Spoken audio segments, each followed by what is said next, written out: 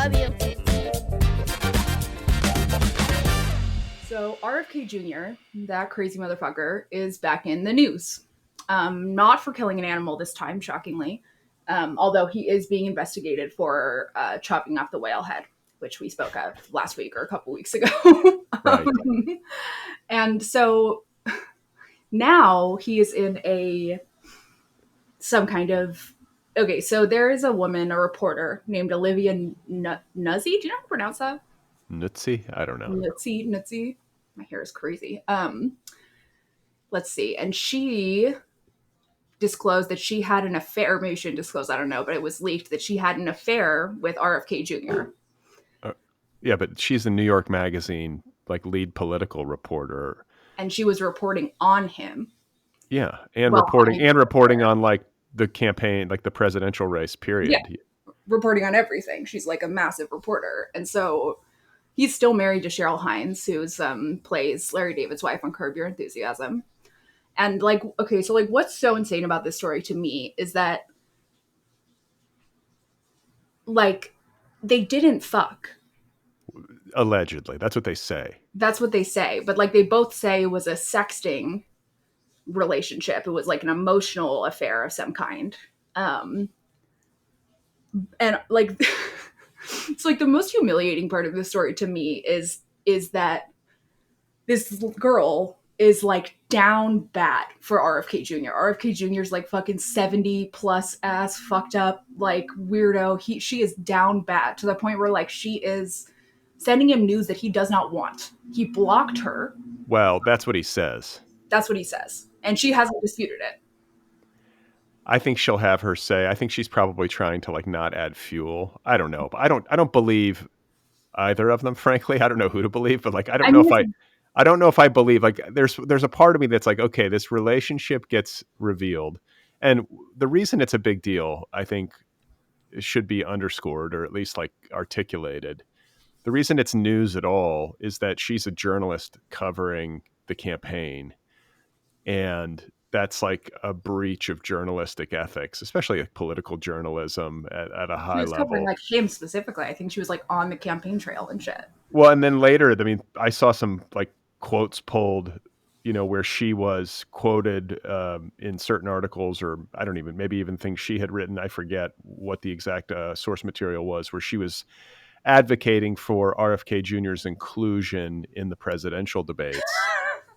So it's it has, if nothing else, it gives the appearance of a lack of impartiality and just...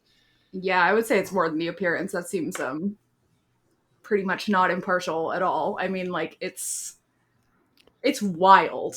Because she's also married or engaged. She's got a dude who seems perfectly nice and fine, and she is throwing it all away for RFK Jr., who doesn't even like her that much, seemingly. Well, wait. Okay, let's rewind, because I've learned a little bit about this. Yeah, tell me. Maybe more than I wish that I knew. Mira learns. But Olivia Nuzzi was because this engagement, it is now confirmed, has been broken by this news, by this whatever kind of sexting affair that she had with RFK Jr. She was engaged to a fellow political reporter named Ryan Lizza, who was formerly a political Washington correspondent for the New Yorker magazine, but he was let go of by the New Yorker due to sexual misconduct allegations. And then I want to say sexual misconduct allegations from people at the New Yorker? I don't know the details. I honestly don't keep up with all of the gossip, but I know that he left, he was asked to leave or whatever because of this internal investigation conducted by the New Yorker, things he had maybe said in text or whatever that were inappropriate. I don't know exactly, but I want to say from the New Yorker for sexual misconduct. And then subsequently became a reporter for Politico. So he landed on his feet at Politico, which I want to say is run by a right wing. Is it? Entity, I want to say, but I don't know. I didn't know that. But anyway, he landed on his feet.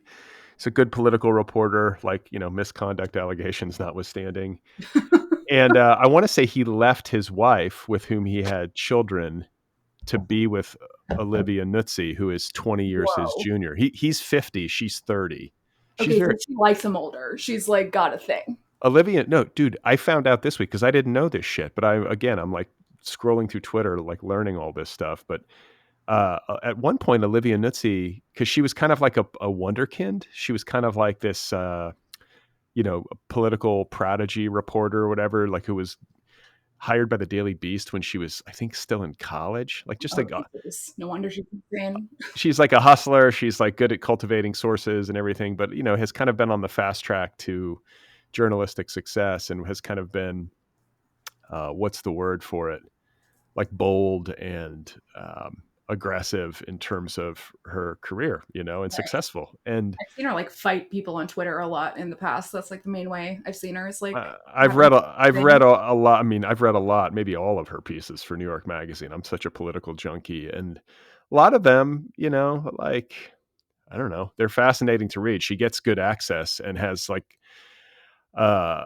she can turn a phrase and writes like good like palace intrigue type stories and often breaks news. But I read this week, and I think it's true because Keith Olbermann confirmed it, that she dated Well, Keith Keith Olbermann. Olbermann said it. What the fuck? She dated Keith Olbermann when she was 20. And he must have been like in his 50s at that. I mean, he's an old dog, like That's she. wild. So she clearly likes older dudes. Older That's dudes who are like in the news, I guess. Like I mean, older dudes who are like especially ugly. Like I don't understand. Like what the fuck? so yeah. So anyway, there's like a history of dating older men at least, which I guess Kind of makes. like cheating, kind of like trying to get into different. I mean, was Keith Olbermann married? No, he's never been married. He's I never want been to. married. Yeah, Dark. I don't think so. And then, did you know that Keith Olbermann also dated Katie Tur, who's like an MSNBC like daytime reporter? How is Keith Olbermann like pulling all these fucking girls? Like what the fuck? Like he's Keith Olbermann. He was a big deal for a while in like New York media, and he's like, I'm sure he's charming. He can be funny, but I don't know. And you can say the same about RFK Jr. He's been a big deal for a long time. Maybe he's probably charming. He's probably funny. I don't get It's it. not enough. I don't get I mean, I don't know if we're ever going to learn the details, but I have a really hard time believing that the RFK Jr. storyline is correct. Really? What That part of it don't you believe? I just don't believe that she's obsessed with me and I blocked her. That smells to me like RFK trying to like Right. Trying to, save his marriage. Like yeah, and trying to make it so Cheryl Hines isn't like embarrassed or whatever and isn't gonna leave him. Like that he was like, oh, I wasn't into it and she kept sending me these nudes and like it was so weird. Like I blocked her and then because his story also was that like he blocked her because she was being too sexually forward with him, which like I'm with you. I don't know if I believe that. And then she was like, I've got like she's like, I got word that like there is an article about you that's gonna come out and I want to tell you about it. Like I've got a scoop. And then she just sent him nudes when he unblocked her. I'd be surprised if that's true. I kind of hope it is because like that is a move. That is quite a move as like somebody who is like hitting on a fucking Kennedy who doesn't want you. Like holy shit, I got a scoop for you. Just kidding, it's my boobs. I mean, Mira, you are a heterosexual woman. Like, Mm-hmm. what is the appeal? I get he's a Kennedy, but like, this dude is 70. I know he's like on steroids and is like fit or whatever for his age, I but guess, but he's also an ex heroin addict. Like I don't like. I, I don't understand it. I don't understand. I guess like the only thing that it could be is like power. Like he's like she's like close enough to him to be able to text him, and he's like got some level of power as a Kennedy, and she's like into that. Like is she just trying to become a Kennedy? I don't know. I mean, she clearly likes the powerful. She's clearly drawn to like Right. That's power. kind of like it's like old, powerful men, and like boring, kind of like I don't like. It's like okay, you're gonna go for old, powerful men who are like ugly and suck. Why these guys? It makes me think that there's like something about them that she actually likes, which is really disturbing. Yeah. Yeah. I don't know. And it's like, I don't care if people are sexting with other people. I get why we have to know the story though, because she was like the lead Like political reporter. journalistic like malpractice. I want to like how did New York Magazine find out? Because like what happened is that they found out that she had been having this like inappropriate relationship with a source, like a high level source, Oh, but they and they didn't know it was RFK at first. well, I don't know how they found out or what the exact process was, but they brought her in and asked her about it, and she initially denied it. Wow. and then caved and said, okay, I've been doing this, and sort of the wheels came off, and then they suspended her. You could not get that information out of me in fucking Gitmo. You could not waterboard that information. If I was like having some kind of sexual relationship with RFK, you could not waterboard that information out of me.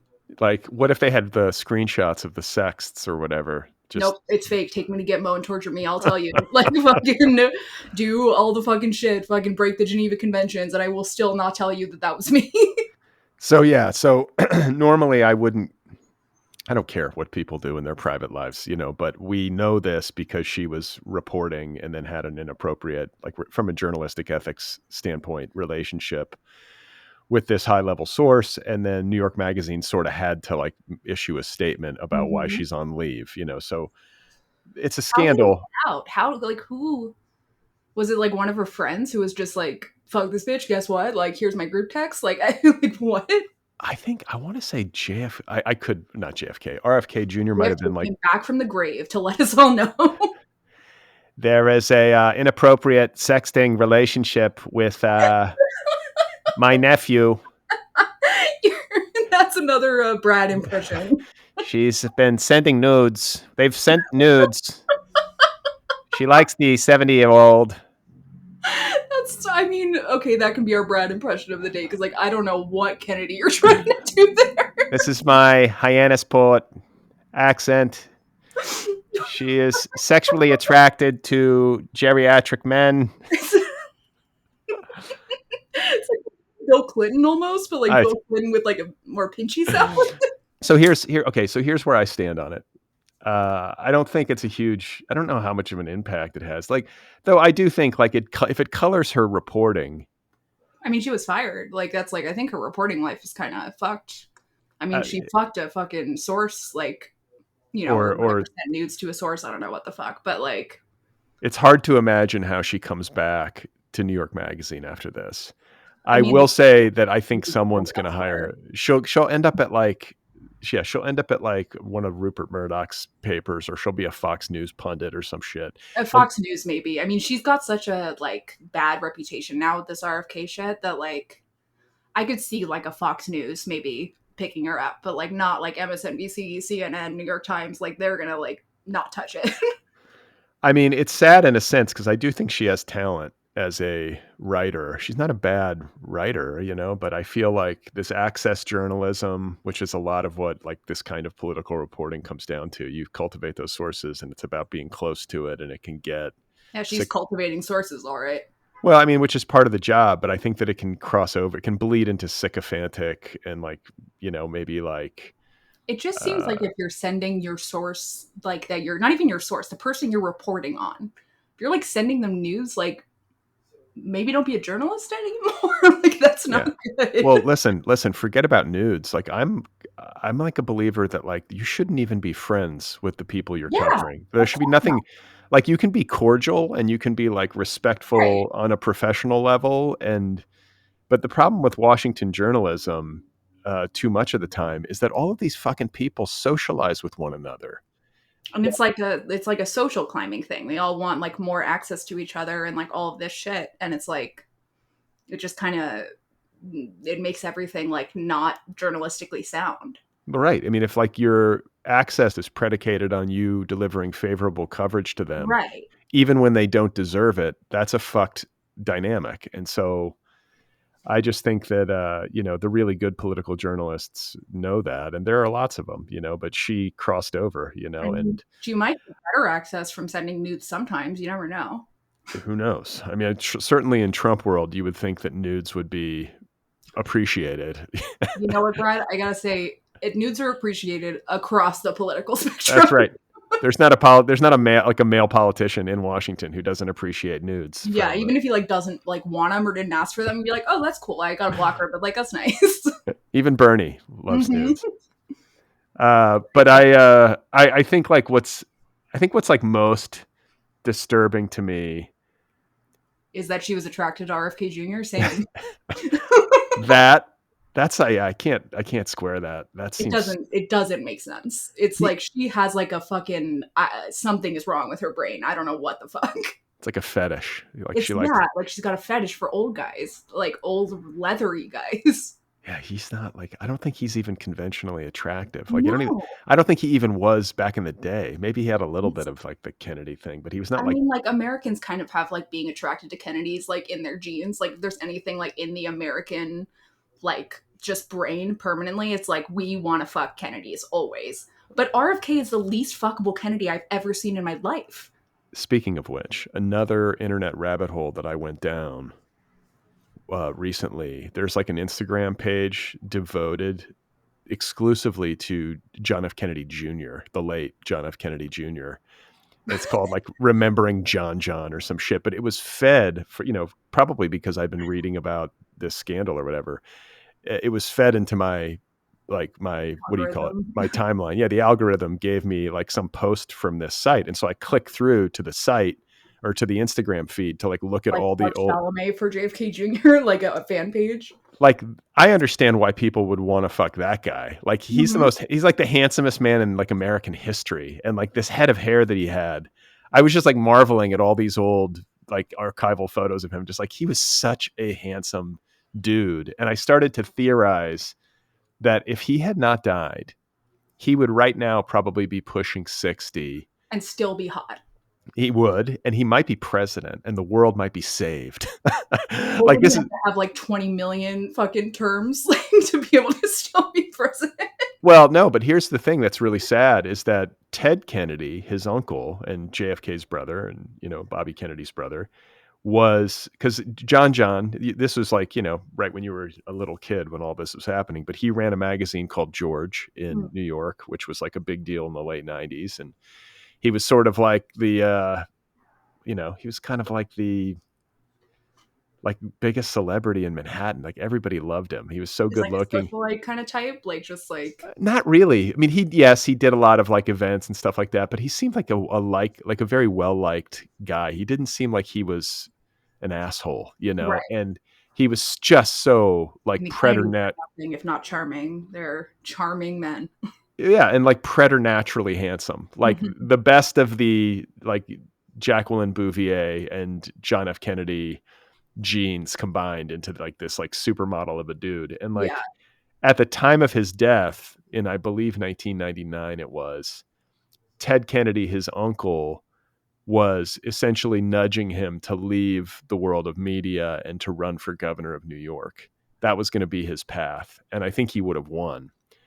And had he become governor of New York in like what it would have probably been like 2000 or 2002, Oh wow. Okay. that would have put him on like a two-term track to like 2010. So he's JFK's son, is that right? Yeah. He's Okay. the little boy who saluted when John F. Kennedy's casket was being like wheeled down whatever boulevard in Okay. DC. Does Yeah. that mean he's Jack Schlossberg's dad? No, No, because he's his uncle. his uncle. Okay. John F. Kennedy Jr.'s sister is Caroline Schlossberg Kennedy, or Okay. Caroline Kennedy Schlossberg. She married a Schlossberg, and then so yeah. So Jack Who did Carol Schlossberg is Radziwill marry? what's that? Who is the Radziwill? Who did Carol Radziwill marry? Oh God, I don't know. That's Jackie's sister, right? And Lee Radziwill. yeah. So anyway, it's the point that I had this big fantasy where I was like, it was like an alternate history where I was like, oh my God, if John Kennedy Jr. doesn't tragically die at like age 38 or whatever it was, he probably goes on to become governor of New York and then runs for president. And like, Yeah. I don't think anybody that hot running for president with the Could last name lose. Kennedy could lose. And I like, mean, it's really, people really underestimate how important being hot is to becoming the president. Like, Obama is hot. That was like so much of what got him. I mean, obviously, he was a good politician too, but like, he is so hot and compelling and charming. It's like, it's the same thing as the Kennedys. It's like, it really matters. listen, in the age of digital media and visual media, like how you present on screen is a huge part of it, and that's undeniable. And I don't know, yeah, it's like hot, but you also just have to deliver good TV somehow. And like Mhm. Donald Trump is not hot, But he does uh, deliver good TV but sometimes in a yeah, terrible way. But in like a reality TV. I mean, he's a master in some ways of like reality TV, like I mean, tacky.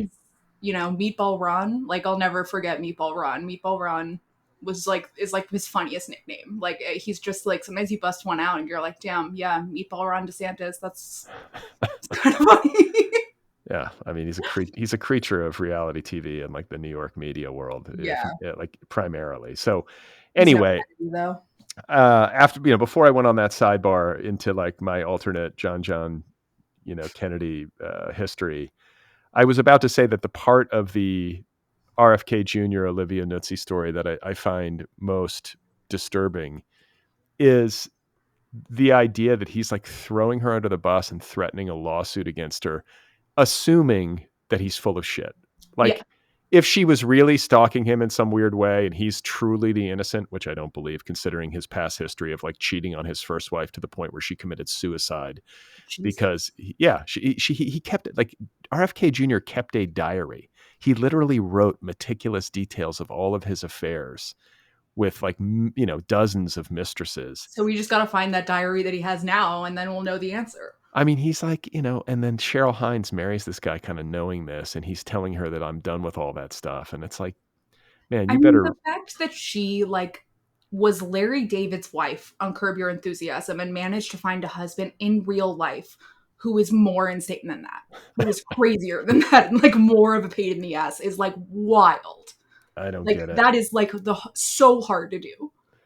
I don't, and I got to be honest too. Like, I'm not an expert on RFK Jr. Like, I haven't gone deep into his politics. Like, I want to say back in the day, I was like, oh yeah, he's like for the environment, and I was like, so Yeah, am he was I. like an environmental advocate. He did some good stuff there. It was like the only good thing that he ever really did was like the environmental, like I can't remember what exactly his job was, but like he advocated for stuff and was pretty good.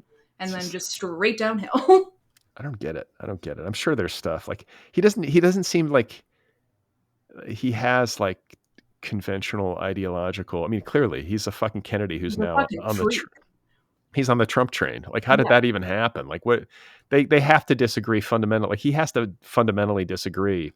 RFK is like a blight on the Kennedy history. Like all of the Kennedys are humiliated by him and desperately want him to leave the spotlight because he's just like a freakish man who like did not go in like the Kennedy. He's not like doing the Kennedy name right, you know, like they're very like not wanting to be insane. And RFK Jr.'s like, guess what, bitch? Like I fucking cut off the head of a whale. It's like, and he's been like, a junkie and all this. I mean, junkie is not, and he's been an addict, and all this stuff. And it's like the family has just been trying to fucking hide his crazy ass, and now he just will not hide anymore. What do you think? Because there's a subset of the American population or the American electorate that is drawn to him and sees themselves in him. What is the appeal of a guy just because he's unconventional and he cuts against the grain and he's kind I of mean, I think that's a lot of it. it's a contrarian thing, like where it's like, yeah, I like this like this rogue Kennedy who's like both an environmentalist and also like an anti-vaxxer.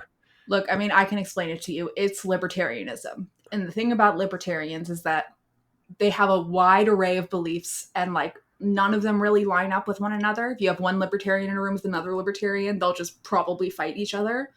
But they can all agree on one thing, and that's lowering the age of consent. They all want to lower the age of consent. That's my theory. Libertarians. I don't get libertarianism It's just because contrarianism put a different way. yeah, and it's like it prizes individual liberty like maximally. Yeah. Take away all government regulations, get rid of the government entirely, let us do whatever vaccines we want, let us do like, and then sometimes that's okay where you're like, okay, yeah, legalize drugs. That's fair. I agree with that. Like things like, make sex work safe. Yeah, totally. I agree with that also. But then they're like, also, vaccines are evil and like they're trying to put microchips in your arm and, like I only eat roadkill and liver and just like all this weird shit. Like I don't, And we have no obligation to our fellow human beings like we don't that. know anybody anything. Yeah. So like, and I'm with you. Like there's some parts of it where I'm like, okay, yeah. Like if you're not harming anybody else and you want to take drugs, like I Yeah. think you shouldn't have to go to jail for that. But I think that like when these ideologies are taken to their extremes, it's just Exactly. it loses me. And I just got to say, like, I think that if it is true that he basically has just turned on Olivia Nuzzi and is knifing her publicly to save his own skin, what a fucking asshole. Like this woman's like lost her engagement, her relationship to Ryan Litza Is blew he up. really suing her?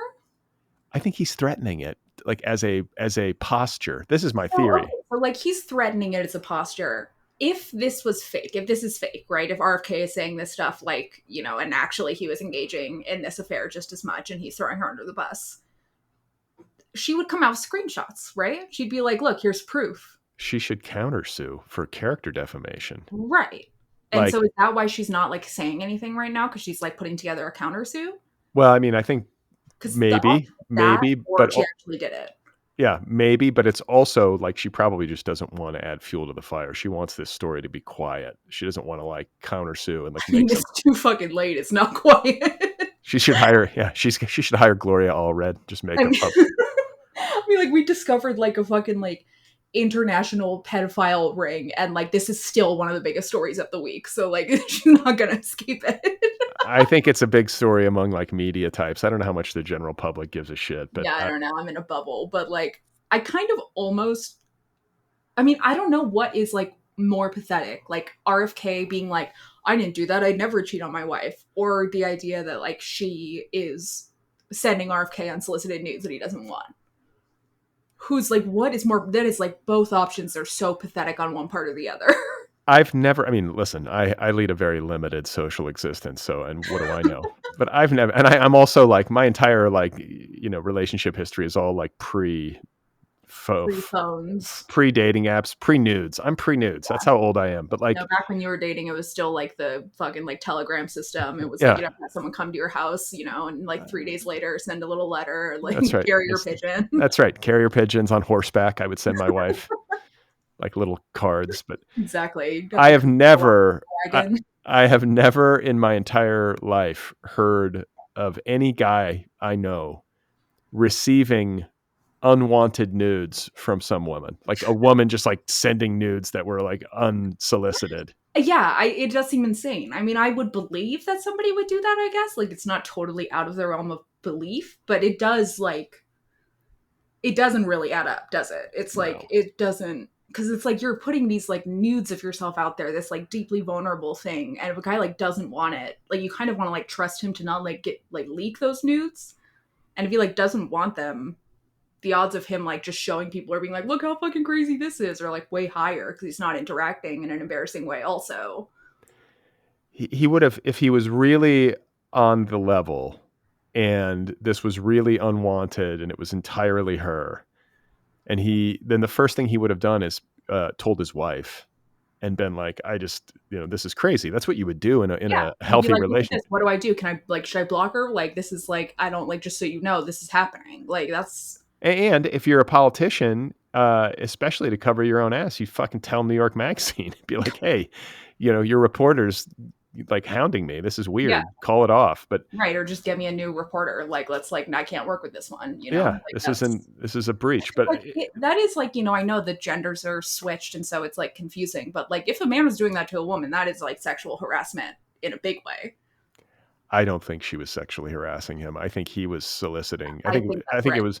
I think it was a mutual. If it He was was into true, it. if it was true, of course he was. You know, Like, like look he at didn't block her until like later on. It was like he was like, "Oh, I blocked her," but it's like, how much time did you spend getting nudes before you fucking blocked her? he never blocked her. Yeah, like what the fuck? I think he blocked her like as soon as the news broke, so he could say she was blocked. But like, I would be surprised if he I want to really. see like screenshots of this. If this is like really true, like I want him to like release screenshots of like, "Do not send me these nudes, please. Like I'm blocking you. Otherwise, like I don't buy it." I mean, I'm sure he's fucking. Like, I would say we will never see screenshots, but like it's RFK Jr. we're talking about. Like, who knows? Yeah, Maybe they will be released.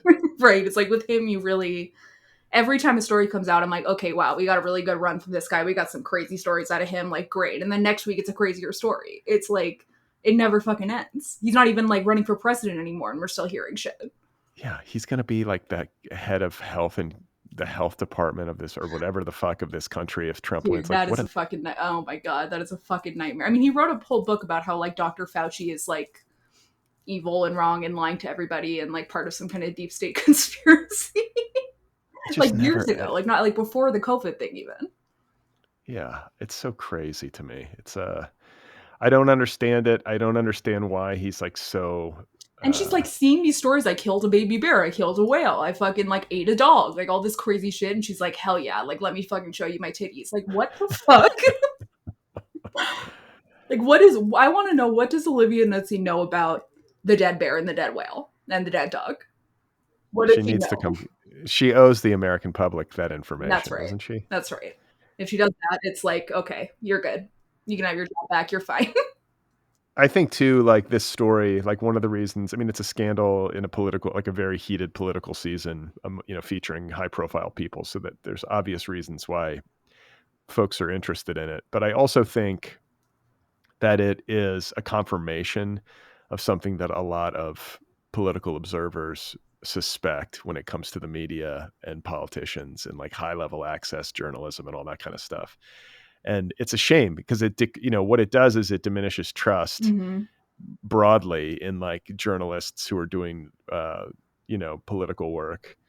And it just makes people feel like, yeah, see, I told you, this is what I thought was going on. Yeah. It's that kind of thing. Right, exactly. It's like, okay, yeah, I know they're all fucking the fucking candidates and I can't trust anybody and like blah, blah, blah. It's just, it is like eroding public trust in journalism in, albeit a very funny way, because like who's fucking RFK Jr.? That's pretty hilarious, but just this 70-year-old dude. Like, I could get it. Gross, like literally the least attractive Kennedy who maybe ever existed.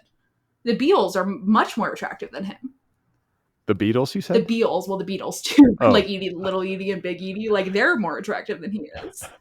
Who's the Beals? Why am I like Edie Beale, like Grey Gardens, like Edie and Little Edie? Yeah.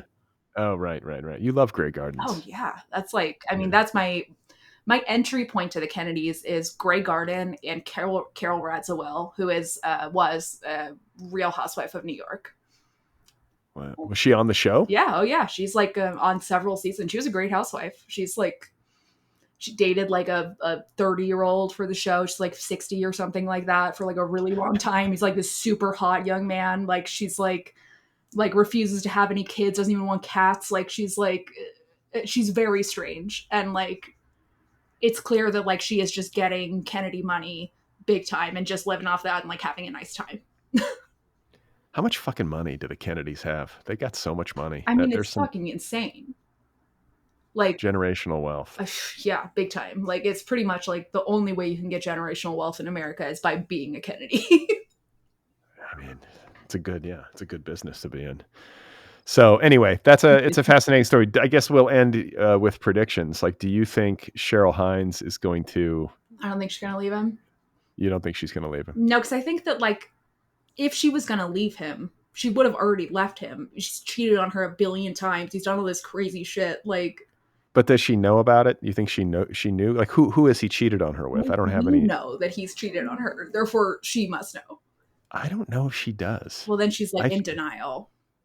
That might be the case. But I also think like he must have convinced her, that's in my past. I was, I think yeah. I mean, I think he might convince her like that happened, but like, I wasn't into it. Like I didn't fuck her, or like, that was like, I'm done with cheating on you. Like that was like something we're moving past or whatever. Like, I think on some level there might just be like a don't ask, don't tell kind of thing going on with them. And now she's like, fucking goddamn it. Like this one's in the press. Like what the fuck? Like this relationship has not been good for her. Like from a public relations standpoint, like it's not like a net positive. It's a huge negative, if anything. She was so beloved for her Curb Your Enthusiasm role. She was like, I remember like really I was so charmed by her. She was very funny. And like when she just kind of shut up about stuff and like wasn't like, I'm, let's talk about my crazy husband, it's like, okay, she's a great actress. She's funny. The end. And now it's like, oh, your husband is a Holocaust denier. That's nice. Is he? Is he a Holocaust? RFK Jr. is? He like fucking denied the Holocaust, like in a speech, fucking like a whole speech, and had to apologize for it. And Cheryl Hines also had to apologize for it. I didn't know that. I see. I can't even. Married to Larry David and Curb Your Enthusiasm. You don't get to be married to a Holocaust denier in real life. That's fucking crazy. Yeah, and like then this speaking of Holocaust deniers, this governor in North Carolina, Mark Robinson,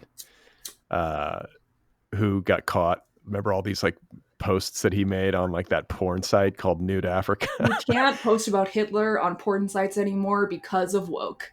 I mean, it's just, yeah, it's a complete, A what woke happened to mob this has come country? to us, and now we can't post about Hitler on the porn forums. And it's like, I thought we lived in a free country. Yeah. And, What happened to free speech? but I mean, this is the level of crazy. Like the RFK cutting whales' heads off and denying the Holocaust, and Mark Robinson calling himself a black Nazi and saying he wants slavery to be reinstituted. Again, you Like, can't talk about reinstituting slavery on the porn forums because of woke. Terrible. And that's what him and RFK Jr. agree on, is that woke is preventing you from denying the Holocaust and being, calling yourself a black Nazi on porn comment sections. but these people, like, they have just absolutely no shame in making themselves the victims in these scenarios. And I see, not just from the principals involved, but from people who are their supporters or who are like sympathetic to these causes. Uh, like I consistently see these people like sounding the alarm about their free speech being impinged upon, and how they're like threats from the deep state kind of closing in and all this stuff. And I'm like, It's like they're talking about their racist comments on a porn forum. but it's like, yeah, like, is anybody's free speech really being shut down? Like, everybody seems to be freer than ever, like And on like, if these. someone's free speech is getting shut down, like, it's not like the Hitler porn forums. Like, it's like those people are talking up a storm. They're fine. Yeah, I mean, I know there are instances where free speech is impinged upon, and I'm a believer in free speech, but it's like, And like, generally it's also speaking, not being impinged upon because he's not going to jail for it. It's just like, it's still, he just isn't going to maybe be like winning his election, but like, that's not like an impingement. well, that's kind of the subtext. It's like, yeah, you're in, there are people threatening my free speech, and what they're really mad about is that they're experiencing Yeah, consequences for the exactly. speech that they've engaged in. It's like, yeah, dude, you can't fucking call yourself a black Nazi and be running for governor of North. And like, what's so fucked up is that he denied the Holocaust and said that he like wanted there to be a situation in America where women could no longer vote Hmm. before all of the nude Africa stuff. And the fucking Republicans were on board with it. They're like, The yeah, new Africa stuff. I mean, yeah, it's like the most like janky like porn site with like Comic Sans like text and the whole thing. But He's their biggest user, I guess. I mean, they've had People the who biggest. interact with pornography online, it's like, okay, when it's dark and you're alone and you want to watch it, fine. Your own private life. But you're like in the comments section, you're like in the fucking like forums. Like, how horny are you? You're like at work, like just like chatting with people about like porn in the comments. It's so crazy. Well, and this Robinson guy was. I mean, the comments that he was leaving, where he's talking about having sex with his wife's sister. I mean, it's just like so lewd and just gross. It's You're just, just like, and it's like, just don't make it like trace back to you. At least like do something to like prevent that. Don't just like be like, here's my real name. this is the other thing about so many of these MAGA people, is that they're really just fucking stupid. Like Oh yeah, this. they're all fucking idiots, of course. I mean, it's like they're racist or they're idiots or they're both. Yeah, and I mean, Trump picks him to be hit, like this Carrie Lake woman in Arizona, and then he had Dr. Oz running for a Senate seat in Fucking Pennsylvania. And Dr. Oz.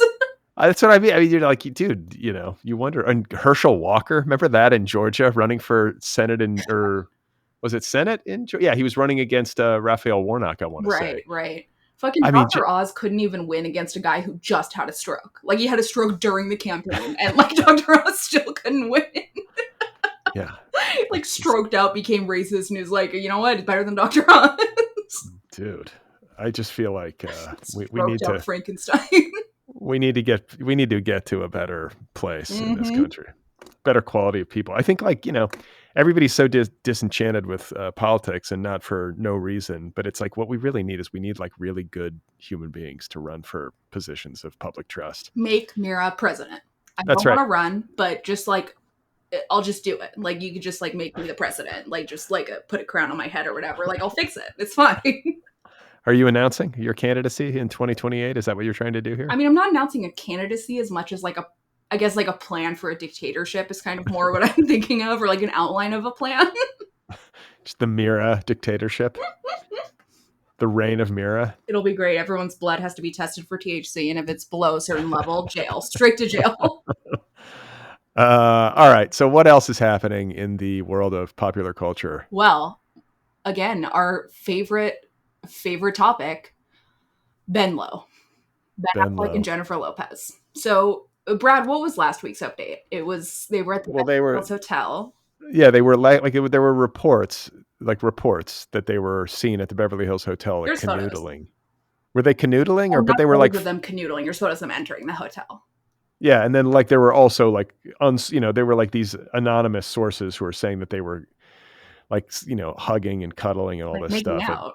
at brunch. And I don't know, who knows? I don't know how true that stuff is, but now it seems that they are meeting with a divorce attorney. Yeah, Is this that it? headline is very funny. Ben Affleck, Jennifer Lopez reunite to discuss divorce details with high-powered attorney in LA. Like Okay. reunite is such a fucking insane word to use for that. Here's the only thing I have to say. The fact that these fucking people did not get a prenup is absurd. There's no prenup. No prenup. I mean, like they get married in Vegas. They have this like we've talked about so many times. No This kind of post nup, nothing? Like this should be easy and clean. It should be like it should all have been decided. They're both independently wealthy. There's no reason for this to get messy. You just have a prenup where it's like my stuff is my stuff, your stuff is your right. stuff. We're both rich, it's fine. Like done. We're both rich. If we buy a house together and we put equal funds in or whatever it is, like I understand not getting a prenup if you're like a normal person marrying a very rich person. That kind of benefits you, maybe. But if you're both rich and famous like that, like how much cocaine were they on when they got married? I don't know. They I had don't to be know. drugs, right? You can't like as like a famous person like that to get married to your ex again in Las Vegas without a prenup. They were on drugs. They had to be. You don't do that sober. I think Ben Affleck is sober. Is he I sober? think, yeah, he's been sober for a He was an while. alcoholic and he's sober, so he's just manic. I mean, and I honestly don't think Jennifer Lopez has touched a That's drug. the She point. seems very health conscious. I just think like Dude, they doing got that without drugs is fucking wild. love as a drug. They got caught up in it, and they probably they were in love and they were happy, and they're like, let's do this. They got all excited and they went and did it, and maybe didn't think it through. I guess Clearly not. it's by the way, in their defense, it's a weird and delicate conversation to have when you're like approaching the altar with somebody to be like, by the way, let's each hire attorneys and But like, like, if you had been married to them once already, and then we're getting married again, it seems like that would be a discussion that you would want to have. but also like you both have kids and you have all of these, assets, and you have your finances and your long-term They're insane. plans. Like you would want to protect, like as a father, I would just say, if I were in that situation, I would be thinking about my kids and making sure that things are protected for their sake. They And I weren't think, thinking about shit all when they got married. They were just like, we're doing it. yeah, That's yeah. insane. That is genuine. Like, I am somebody who has acted very impulsively and made terrible decisions in my life. And like, I wouldn't do that. So anyway, I've just heard, through the years of knowing people who've got divorces or whatever, reading about divorces in California, that it's like, it's sort of like a split. And so if the split is contentious and like either or both of the parties really want to go to the mat and like make this a knockdown drag out fight, they could legally. I mean, what if Ben Affleck was just like, no, I'm going for half of J-Lo's money. I want half of her royalties for all of her songs. I want half of her fucking like residuals for being on television. I want all of it. And then, I mean, who would even go after who? Yeah. I mean, that's what I mean. Like, so it could, but it seems they have the same attorney who's like mediating. Yeah, I mean, I think it must be just a situation where they're both like, okay, let's not take each other's money and we'll like go to this attorney because they're going to the same attorney together. It would normally be two attorneys if it was like really contentious, right? Yes. And I think, I don't know, if I cannot imagine, they probably want this scandal to go away, like in the public They sphere. must. Or, I mean, I don't know, maybe it's all publicity is good publicity. What if it's all planned? What if like it's all planned so that J-Lo and Ben can be in the news again?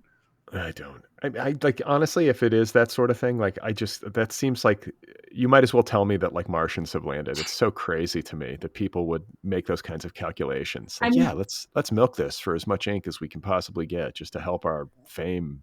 there's whole Our Q score. relationships that are just fully fake for that reason. It's like, and I don't think this one is like a very long-term, like insane situation. I think they're just crazy people. But like, I mean, it does happen. I don't know. They're going to the same lawyer. So obviously they're on and they're making out like in the Beverly Hills Hotel, supposedly. Like, are they just getting divorced and staying together? Like, what is happening? I could see it. I honestly could see it, that they're getting divorced to like disentangle themselves legally and financially, Yeah, and like kind of like acknowledging the fact that like maybe cohabitation and like a full-on marriage isn't the best path for them, it but might like be maybe, endgame though. Like they might be like just like living apart and just I could see them just staying together in this kind of like alternate sort of relationship. or yeah, I don't know. I feel like J-Lo, like she really seems to be like a serial monogamist. She I guess he does. does too, but like she seems to want, even if she's, maybe not happy when she's actually in it, she seems to True. want to be in a relationship. Right. She's And kind of like overlapped all of them, just like I in mean, so yeah, many. I mean, yeah, good for her, whatever. yeah. I mean, you How do many you. divorces has she had? I want to say five or six. I can't count, but like, That's pretty good. yeah, She got a no, pretty you good would. count. She's got a good count going, and I think like the only thing I would say is that people who are that like excessively wealthy, who are coupling, especially at midlife, like get a fucking prenup and make this shit easy. So in case things go south, you don't have to deal with like some long drawn out legal process. I mean, here's a funny story. So, just about divorce lawyers. So, my dad has had several unsuccessful marriages, and on his third, when he was getting divorced, he went without a lawyer because he's fucking insane. I don't know why. And he, like, for some reason, he was talking to like his ex-wife's like divorce attorney about something, and like was kind of arguing with her. And she was like, "Well, I'm a lawyer. I'm a divorce lawyer. So like, I think I have a better idea about this than you do." And my dad goes, "Well, actually, I'm on my third divorce, so like I think I might know a little bit more than you about divorce law." Been around the block. It's like just so fucking insane. Showing up without a lawyer and being like, "Well, actually." That's like representing yourself in court. It's just craziness. But I don't know, man. It People are seems insane. I just like, in a weird way, I'm pulling for them. I hope they both either like find happiness on their own paths, or I hope they have some unconventional happiness, like post, like second breakup, Yeah, and I like, mean, same. I kind of am hoping for them together as a couple, like just to like kind of have this up and down, like not living together, but clearly like loving each other kind of thing. Like it kind of suits both of them. They're both kind of insane and unhinged. and like some people like just need like their own space or something, and Hmm. like maybe they aren't wired. I think it's possible that there are certain people who just are not wired for any kind of like conventional intimacy, where you're always around somebody, or I think you some know couples like honestly would be better off if they like had separate bedrooms. Like, you could choose to sleep in each other's bedrooms and like whatever night, but then you have like your own rooms. I could see that being like helpful. I think that's a thing for Yeah, a for lot of wealthy people. people especially. It's just like, one of them has like sleep apnea.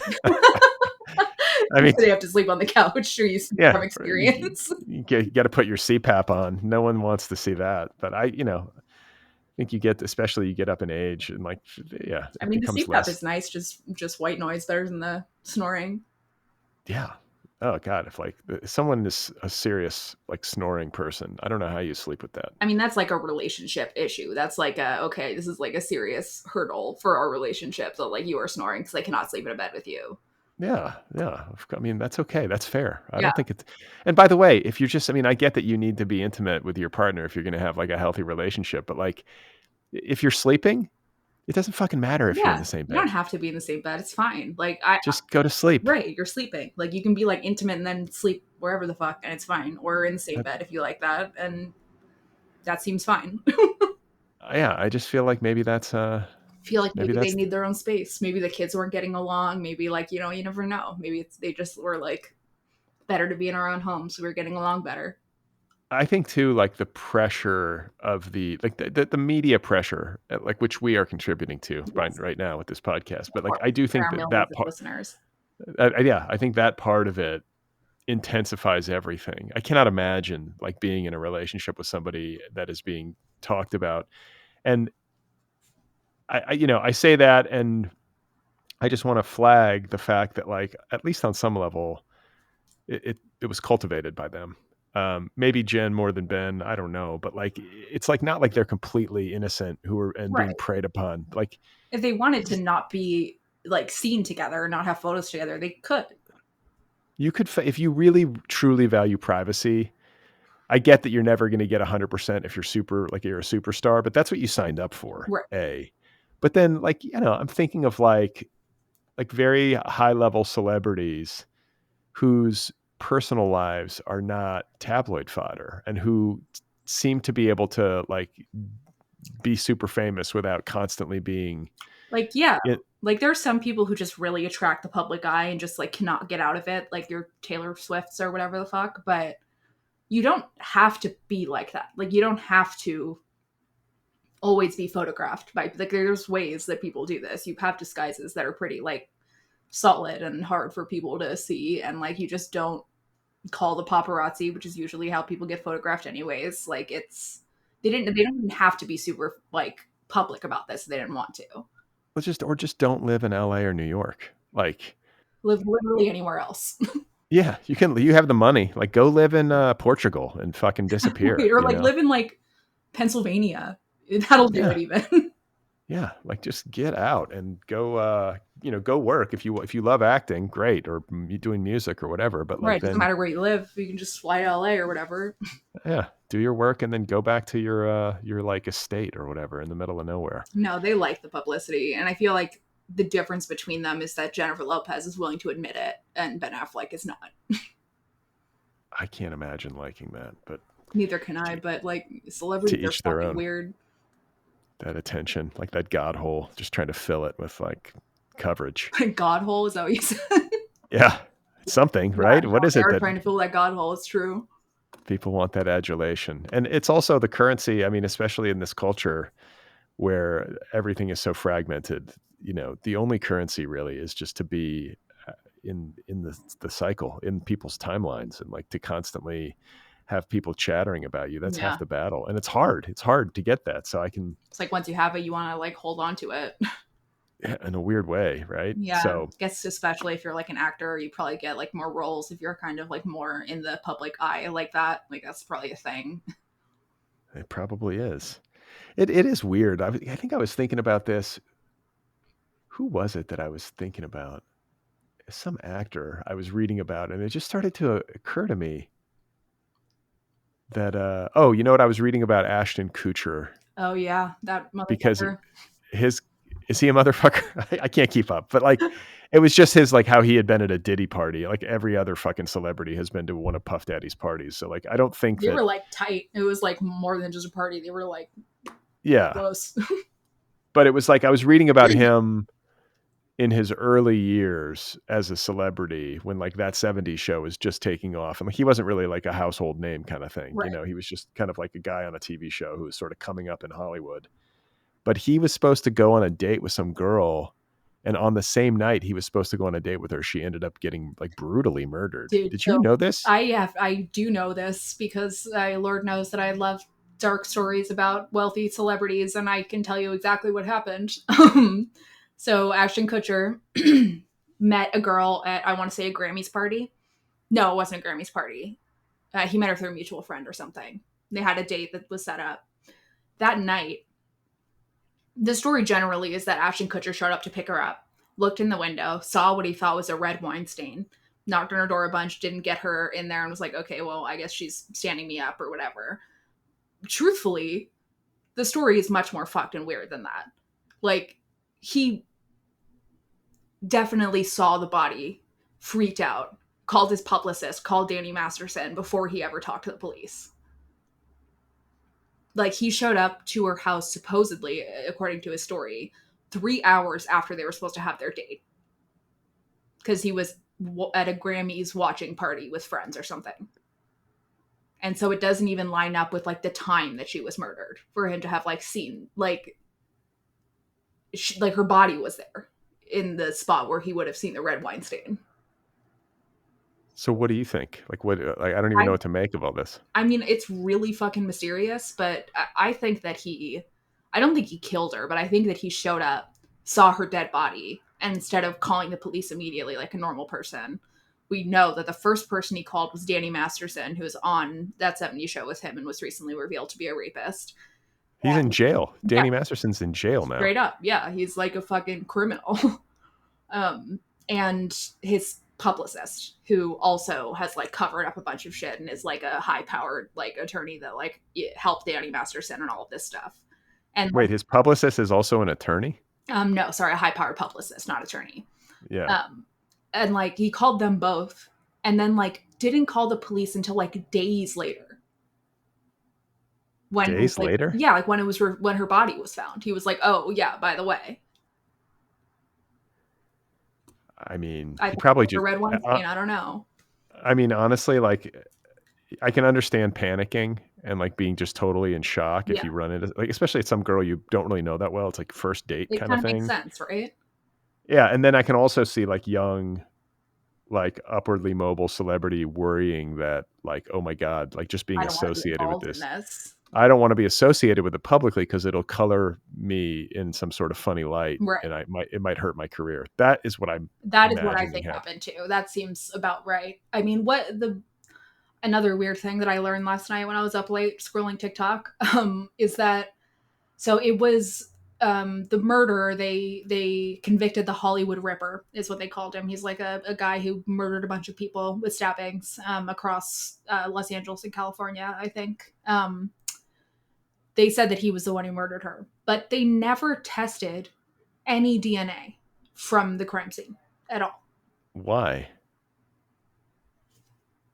Who knows? Nobody knows. What year was this? This happened when I lived early over 2000s, I want to say. Yeah, I was probably living in West Hollywood. It was right around. Yeah, you were probably close by. I mean, it's wild to convict the Hollywood Ripper without any DNA evidence. Like, why wouldn't you test the crime scene for DNA? That's so fucking terrifying, too. Right? Like, this girl's just like getting ready to go out on a date, and some dude just breaks into her apartment. Like, Fucking people murders her. Yeah, fucking nuts. But anyway, like the reason I even brought it up is like I think I was just reading about him, and then I was thinking about him, and like just the process of going from being just a regular civilian to being a famous person. Oh my god! And to all of a sudden, be recognized in the streets, but also to have this currency within the culture and within the entertainment business that is sort of predicated on the work that you've done. But for like a young TV star, that seems like it's a smaller part of it. I think the interesting and sort of twisted piece of it that I'm fascinated with is how this entire town of Los Angeles and the entire entertainment industry, like so much of the currency is simply being somebody that people recognize. Yeah. Yeah. And as soon as you become a person where it's like, oh yeah, I know their name, I know what they look like, then it's like, yeah, it like takes on a life of its own. Yeah. When you recognize their name with their face together, it's like, all right, well, that's it. You're just like, now you're a famous person. Like, you cannot be in movies for a million years and people still know who you are. And yeah, but also like you're in the club, to a certain degree, like once you've achieved a certain level of fame and I guess like entertainment success. You're getting invited to the Met Gala.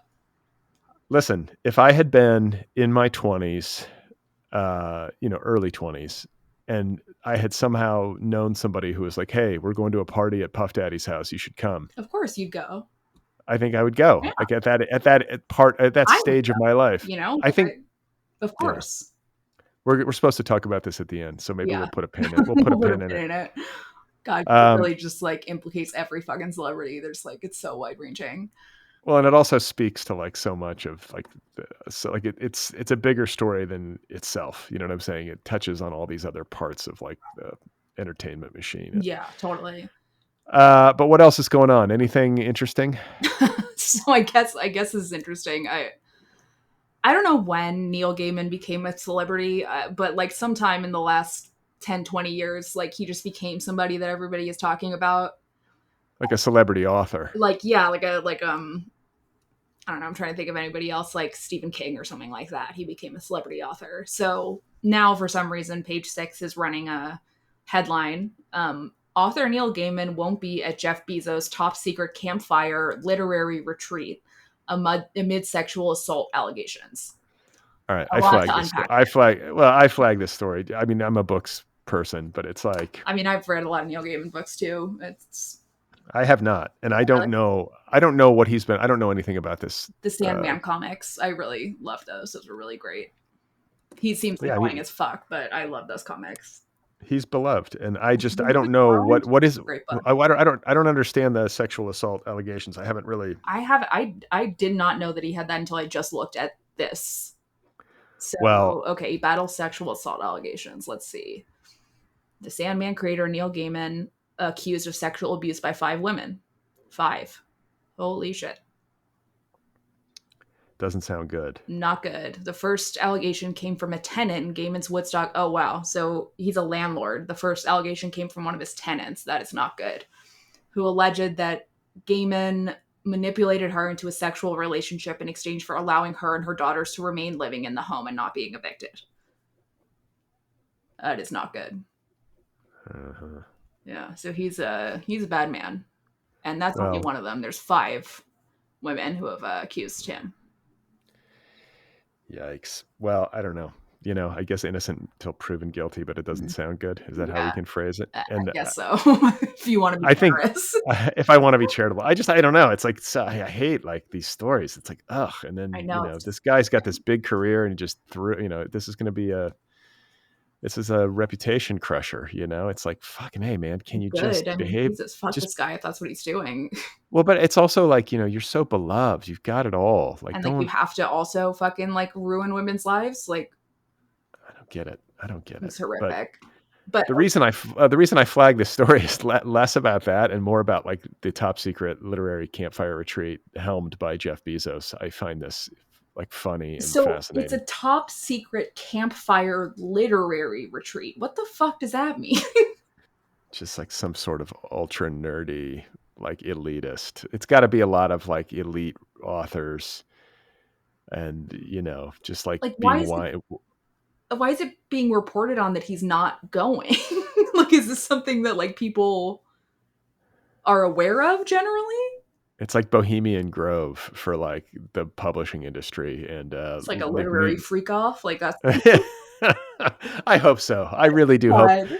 we find out that it's like just a complete, like it's like a bacchanal of just inappropriate behavior. Just Jeff Bezos. nerds. It's just nerds just fucking. I mean, Jeff Bezos is just trying to recreate alt lit circa 2013. I don't get it. I've never been invited and Well, feel that's offended. offensive. It's a disgrace. I mean, that I've you never. run the, foremost literary podcast in America and you're not invited to the, I'm sorry, what was it? The campfire literary retreat, the top secret campfire literary retreat, which does not seem that top secret considering that it's the headline of a page 6 article. You weren't invited? Does it say who is invited besides Neil Gaiman? Are there like any names? It's top secret, but why would it be top secret? What the fuck? Well, it's clearly not. They're writing about it. Yeah, but maybe the guest list is like And like kept what under happens in the seal. party, I guess. Like, yeah. it doesn't say. It doesn't say who else is invited. Do we want to speculate? Like, what kind of authors would be invited to Stephen Jeff King. Bezos's? I think Stephen King, maybe J.K. Rowling, but mostly men. I think.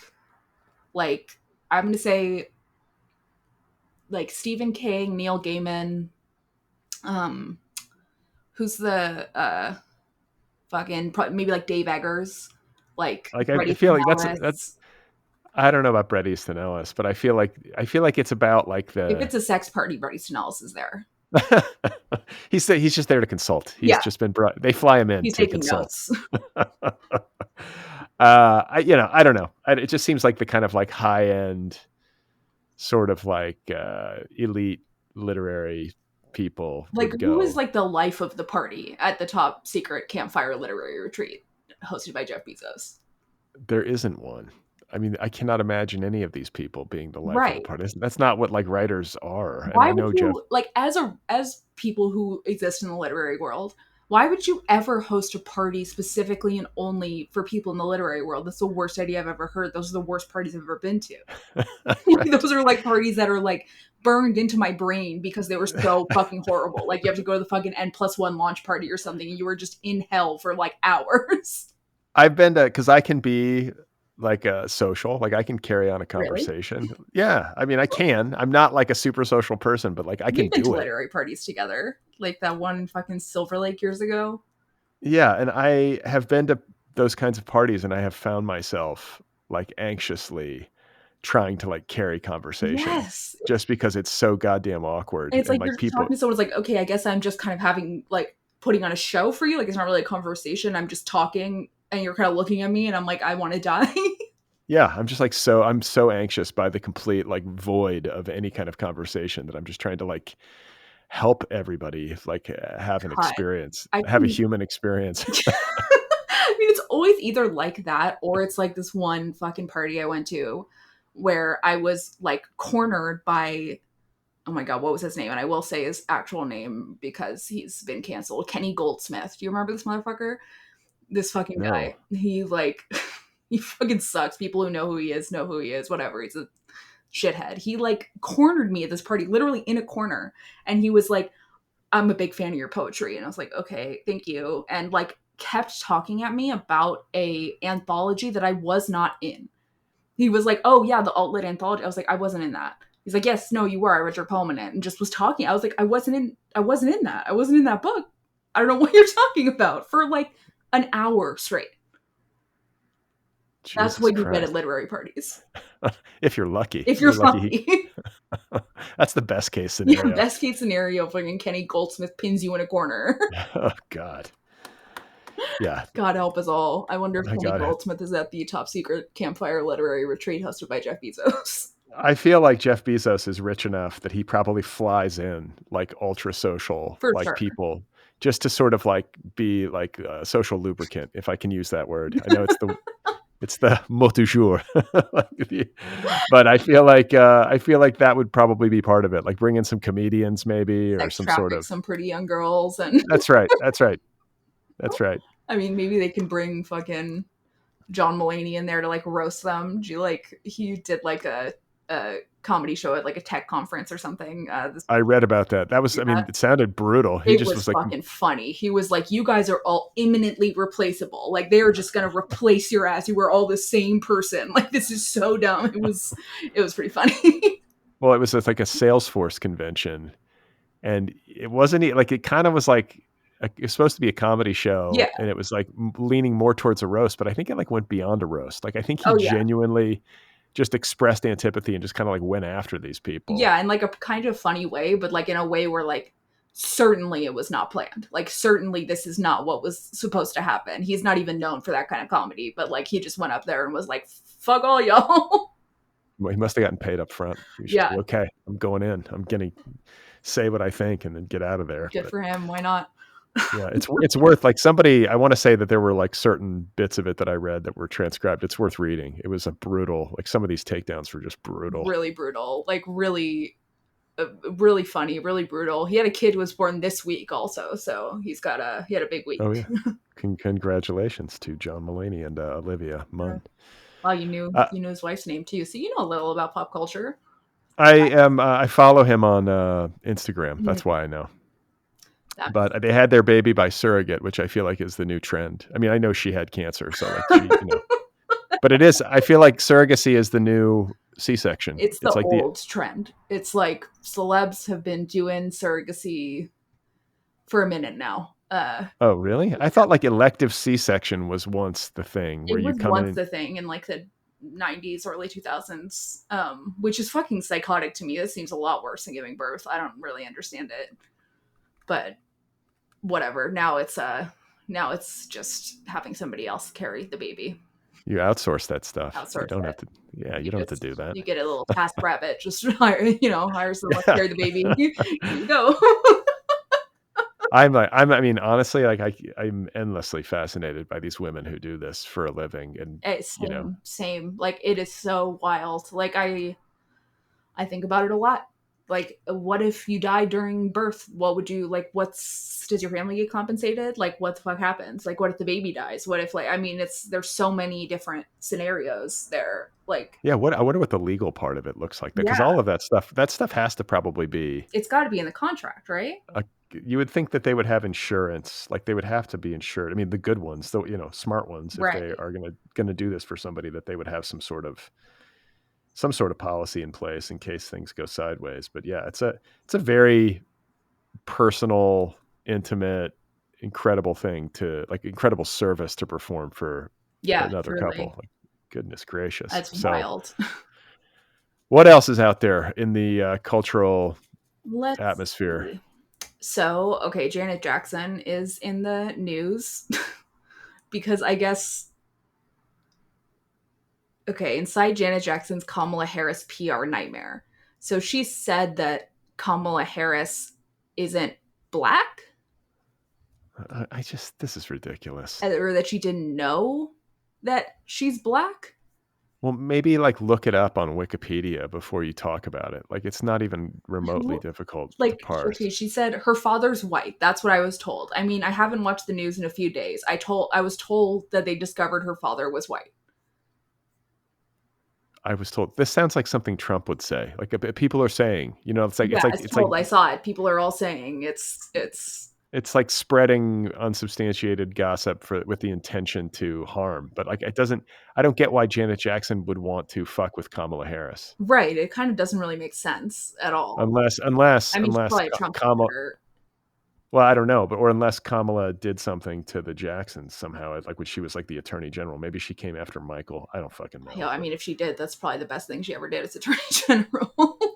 I don't know, but it's like she's blaming somebody on her team, I guess. Like, who? She's blaming somebody named her brother Randy controls her PR. She said, and that he's too inexperienced to handle her affairs, and now he's been fired. Seems fucked up to blame your brother / PR person for that. And then fire him. But it's also like this sort of nonsense that is very much, I think, a product of the Trump era, like with the Barack Obama birther bullshit. And then like, I can't, it's like racist and stupid to claim that somebody's not black when they obviously are, but or to like say they're not a citizen. But it's also like so profoundly stupid. I cannot believe anybody, the people buy it. They go, oh, she's not black. It's like, why in America would a woman president or, candidate pretend to be black? It's not like being black really benefits you in America. It's not like that's going to give her like so many more points. Like, being black in America is actually much harder than being white in America, and it probably is like an impediment, if anything. Like, it's such a weird thing to say that like she would lie about that. Well, I guess now is as good a time as any to let everybody know that I'm not white. It is something that I've been hiding for years. So what are you? Nobody knows. Nobody knows, but we recently discovered his father is not white. So. I'm something. You're something. But I mean, like, yeah, we've got like photos. We know who Kamala's dad is. Yeah, he's a black Jamaican dude. Like, come on, a Marxist. He's a really cool guy. He's a Marxist professor, actually. He's like, is Marxism cool? Is it ascending? Is it trending? Trendy? Is Marxism trending? Well, I feel like Sally Rooney, who's like the hot. Like, correct with that sentence. Why? Is that am I old by saying that? Well, Marxism is old. It's like, I know. Like, is like democracy trending? Is communism trending? Well, but I feel like maybe there is like Marxists for a long time. Say again? People have been Marxists for a very long time. Well, no, I just was talking about this the other day on the podcast about how Sally Rooney, who's like the the celebrity author, she is a Marxist. Is she at the top secret campfire literary party hosted by Jeff Bezos?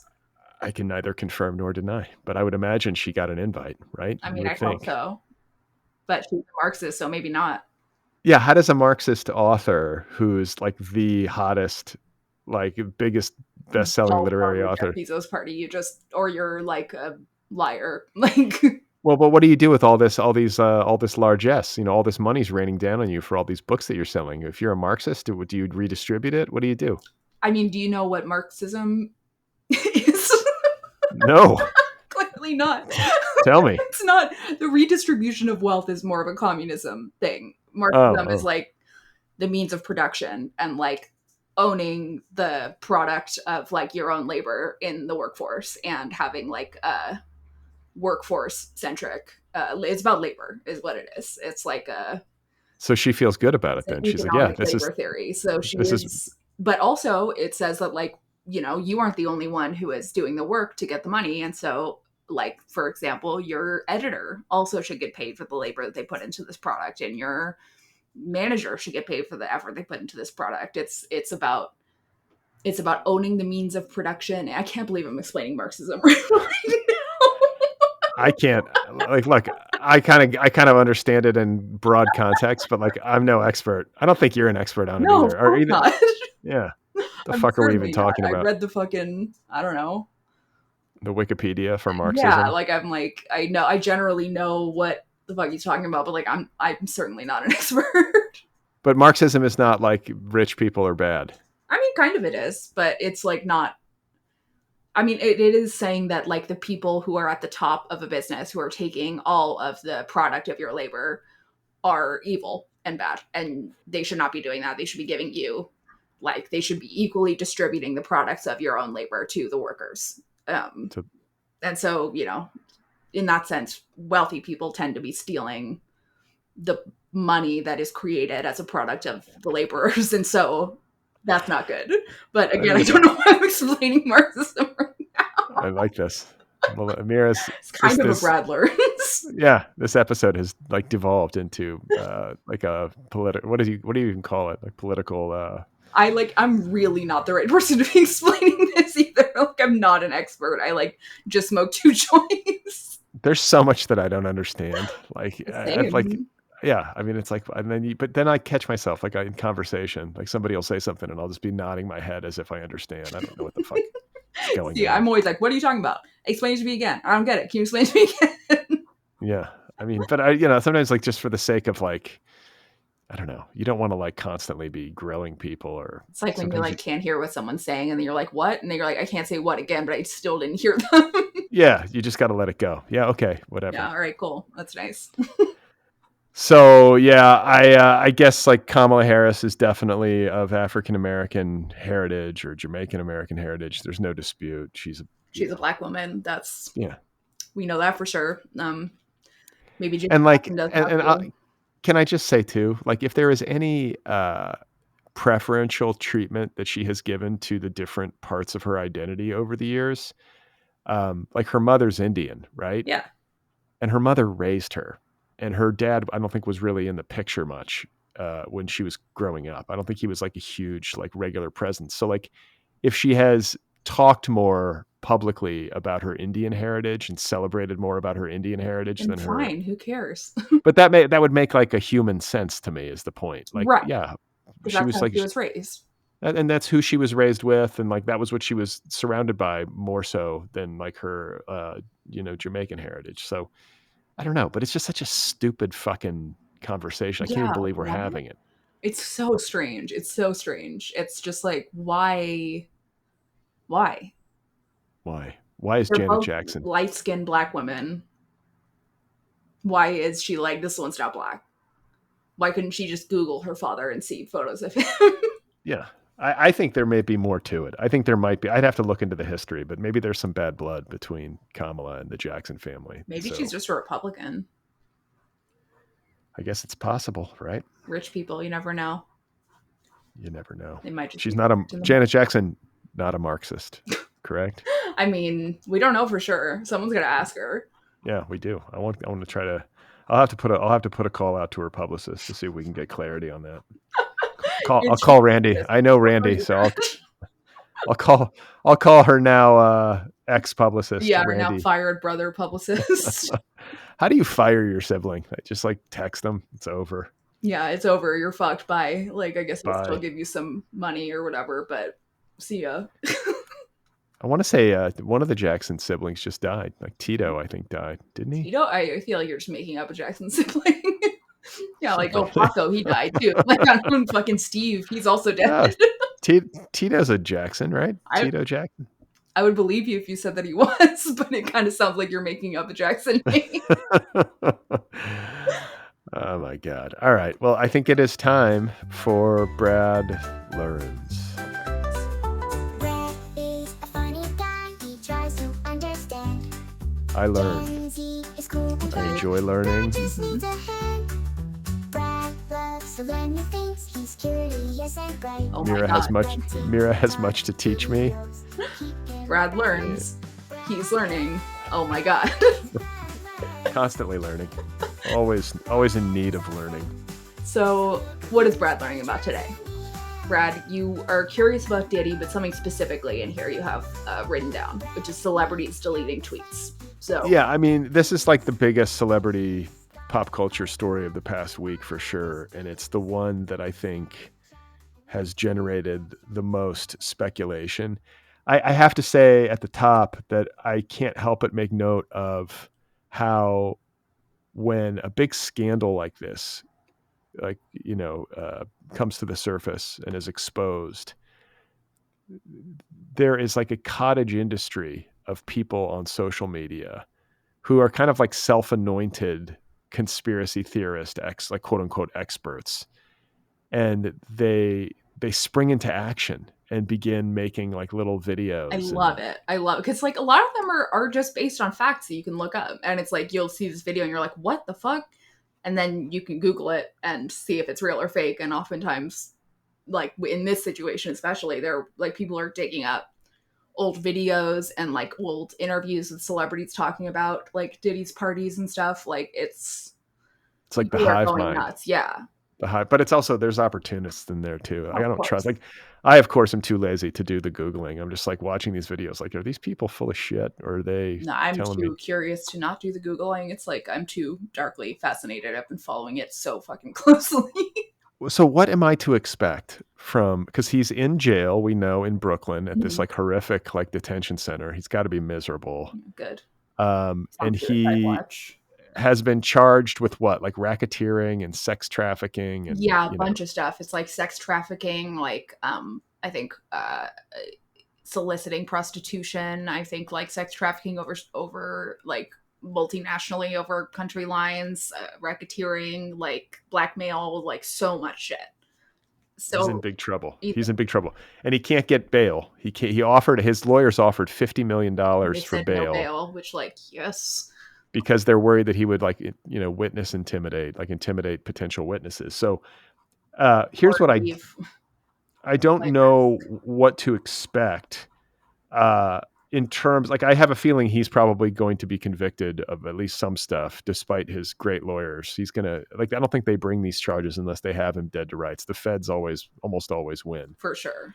And he's been doing this for like fucking 20 years or whatever the fuck. So I'm sure they have evidence. So, but I don't understand. I'm having a hard time like gauging or like calibrating my expectations around what else might happen connected to this, because if Diddy has all these videos, apparently he was videoing a lot of this really unsavory stuff. So he's got all these videos of people doing stuff that's potentially illegal.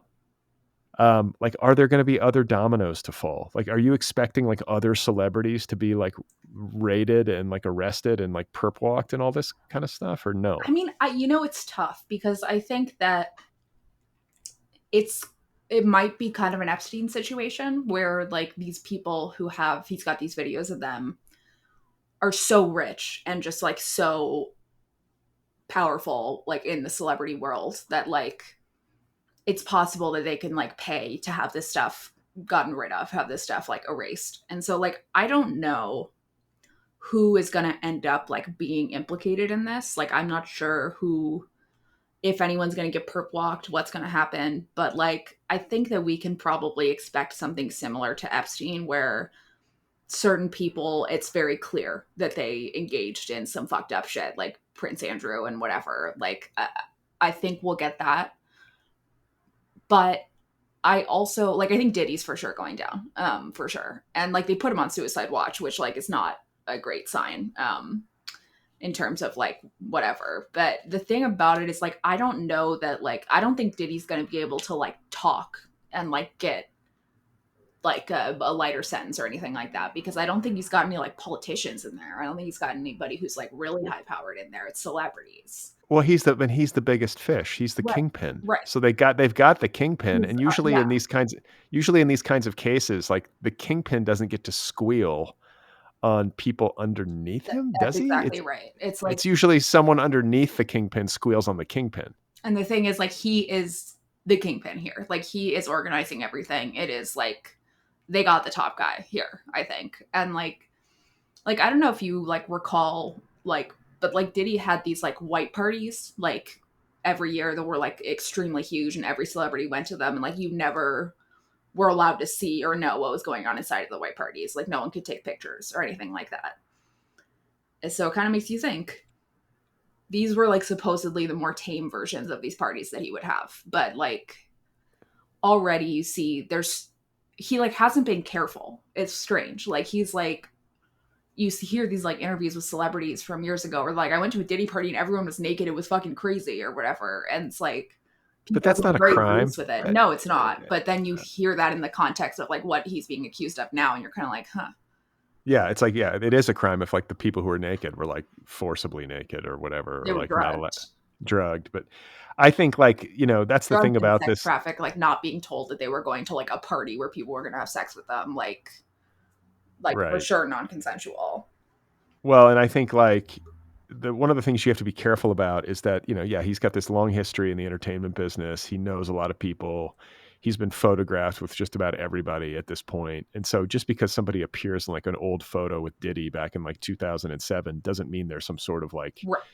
criminal. And if you went to a Diddy party, Also doesn't necessarily mean you're a criminal. no, I mean, they were like, I honestly think like, oh, it's like, oh, this is a big party. It's exclusive. It's at Diddy's house. Like these people just go. They're like, Yeah. okay, yeah, The I'm going to vibe go that I there. get also is that there's like levels to it where like he'll have like crazy parties no matter what.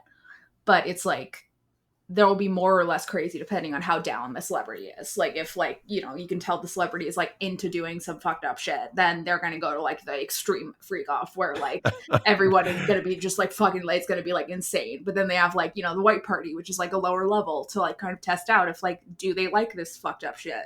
Then maybe you invite them to like a more intense one and a more intense one. And then you get really good blackmail on them. You're like the gold medallion member or the platinum Yeah, exactly. member of the Diddy freak off Flyer. like hierarchy. But I don't know. Like that's the thing. I don't know what's coming. Like is like there's a lot of buzz on the internet and like gossip about Jay-Z, and So there's a photo of Jay-Z with P. Diddy.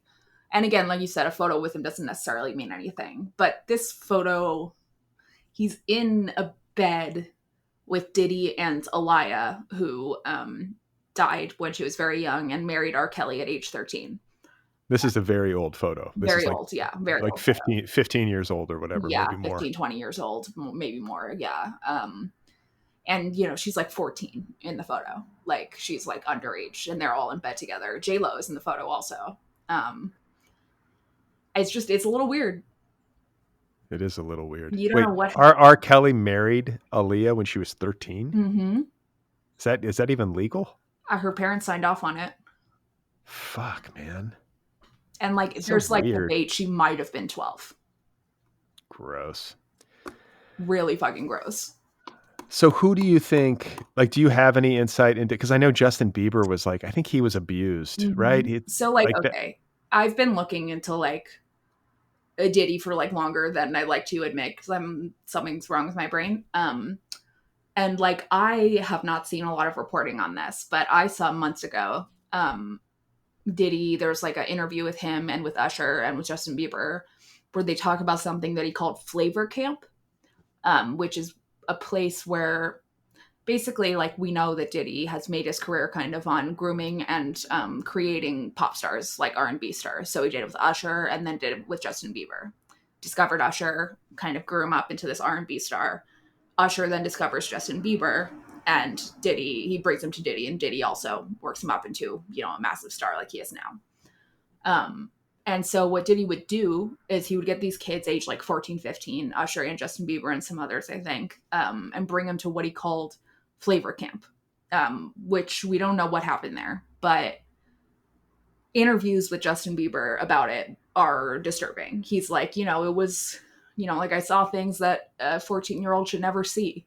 It's something that he said. Like, but he was like, but he was like dope. Like, it was cool. But like, I shouldn't have seen that. Like, it was like, clear that very inappropriate things were going on at whatever the fuck this was. And Diddy like almost had custody of these two kids, of Usher and Justin Bieber, respectively. Like they like Usher specifically like lived with him for like years when he was a young teenager.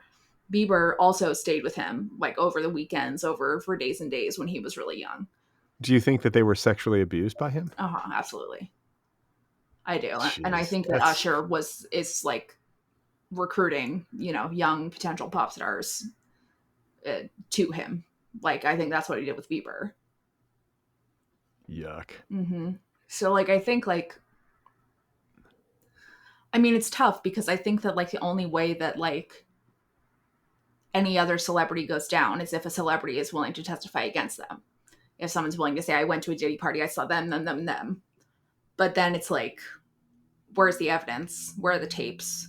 Where's the recordings he's made? Like, how do you prove it? How do you prove abuse? Like, it's, I don't know if anyone's gonna, I don't think Justin Bieber would come forward with it. I think that I don't think he wants. I don't think he wants to. To him, and yeah, I don't think he wants to like have that public. I think Usher is like, you know, on board with it now at this point. Like, he's like friends with Diddy. What about all these celebrities deleting their tweets? Yeah, I read this that like Usher deleted or tried to delete all of his tweets, right? Or like who else? Like who are the celebrities who deleted their tweets after Diddy got arrested? Why? Jay-Z? Let's look it up. I think presumably because like maybe they've posted some stuff about a Diddy party that like now looking back on it would be potential evidence, you know, potentially like you don't want to post about like how it was so crazy going to a Diddy party or something. Like they just want to get rid of any potential anything. I think it looks even worse to delete all your tweets. It definitely does. I think if you went to a Diddy party and there were like people having sex or whatever, or people were naked in the pool, just be like, yeah, I went to a party. I didn't, it was crazy. Yeah, I was fucked wild. up. Yeah. I was 26. I had no idea. You know, like, I just think like. It's tough though because Usher has been extremely close with Diddy for many, many years. So it's like, you kind of can't, like, if he knows, like, there's no way he doesn't. He's just like, he's been so close with him for so long. Jeez. Yeah. And he's now claiming that he was hacked. How do you even delete all of your tweets? Like, you can't just push a button and delete them all. You've got to like manually delete them. And I think that's like why it wasn't successful. Is like, I think he like wasn't able to actually delete all his tweets. You can use like some programs to like delete your tweets, I think like every 2 weeks or something like that, like delete your tweet history, but he like didn't do it right. And like a bunch of his tweets are still there.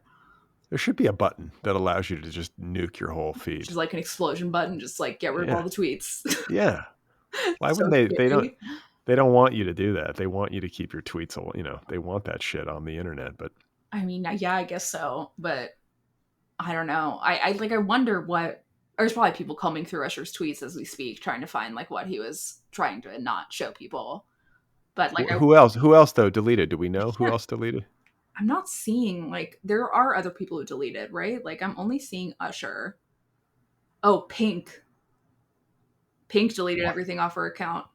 She was one of Diddy's friends? I guess so. And also Megan Fox. What the fuck? I feel like Pink, I can't, she seems like she's a straight shooter. Like, I feel like she's like a no bullshit kind of person. Like, you'd think. I guess I don't really know anything about her. Like, I've just seen her in interviews. She seems like street smart or something. Seems normal. Yeah. Like, I've never like seen anything weird seeming about her, but I mean, it does seem like all of these people are deleting their tweets together for some reason. That's weird. Because it would be really weird for them to just like do that separately, nothing related to Diddy. Like, that seems like, I would bet people on TikTok are like combing through every single like Megan Fox, like Usher, like every single tweet they've ever done and like every interview they've ever done, trying to find like why the fuck this happened. Because like Pink is really, that's a weird one. Like, why? What? I don't get it.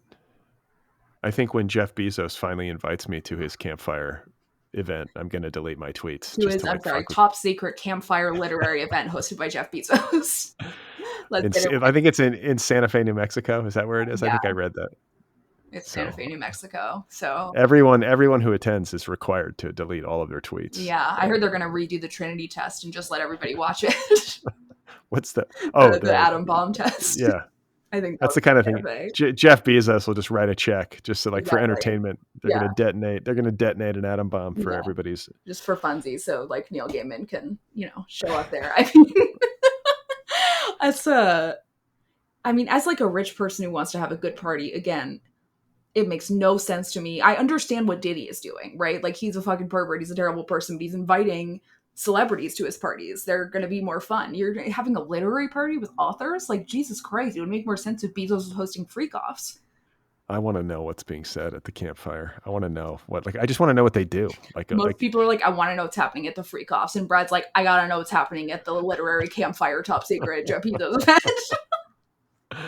it's probably just at like some really posh resort, and it's just like literally just people schmoozing. Oh, It's yeah. got to be. Absolutely. And everyone gets like really expensive gifts and stuff, I'm sure. And it's like very fancy. And Yeah. it's like a fucking, what is that political thing that people go to that, But it's like Bohemian Grove. yeah, Bohemian Grove, exactly. It's like Yeah. Bohemian. But that's all authors. dudes though.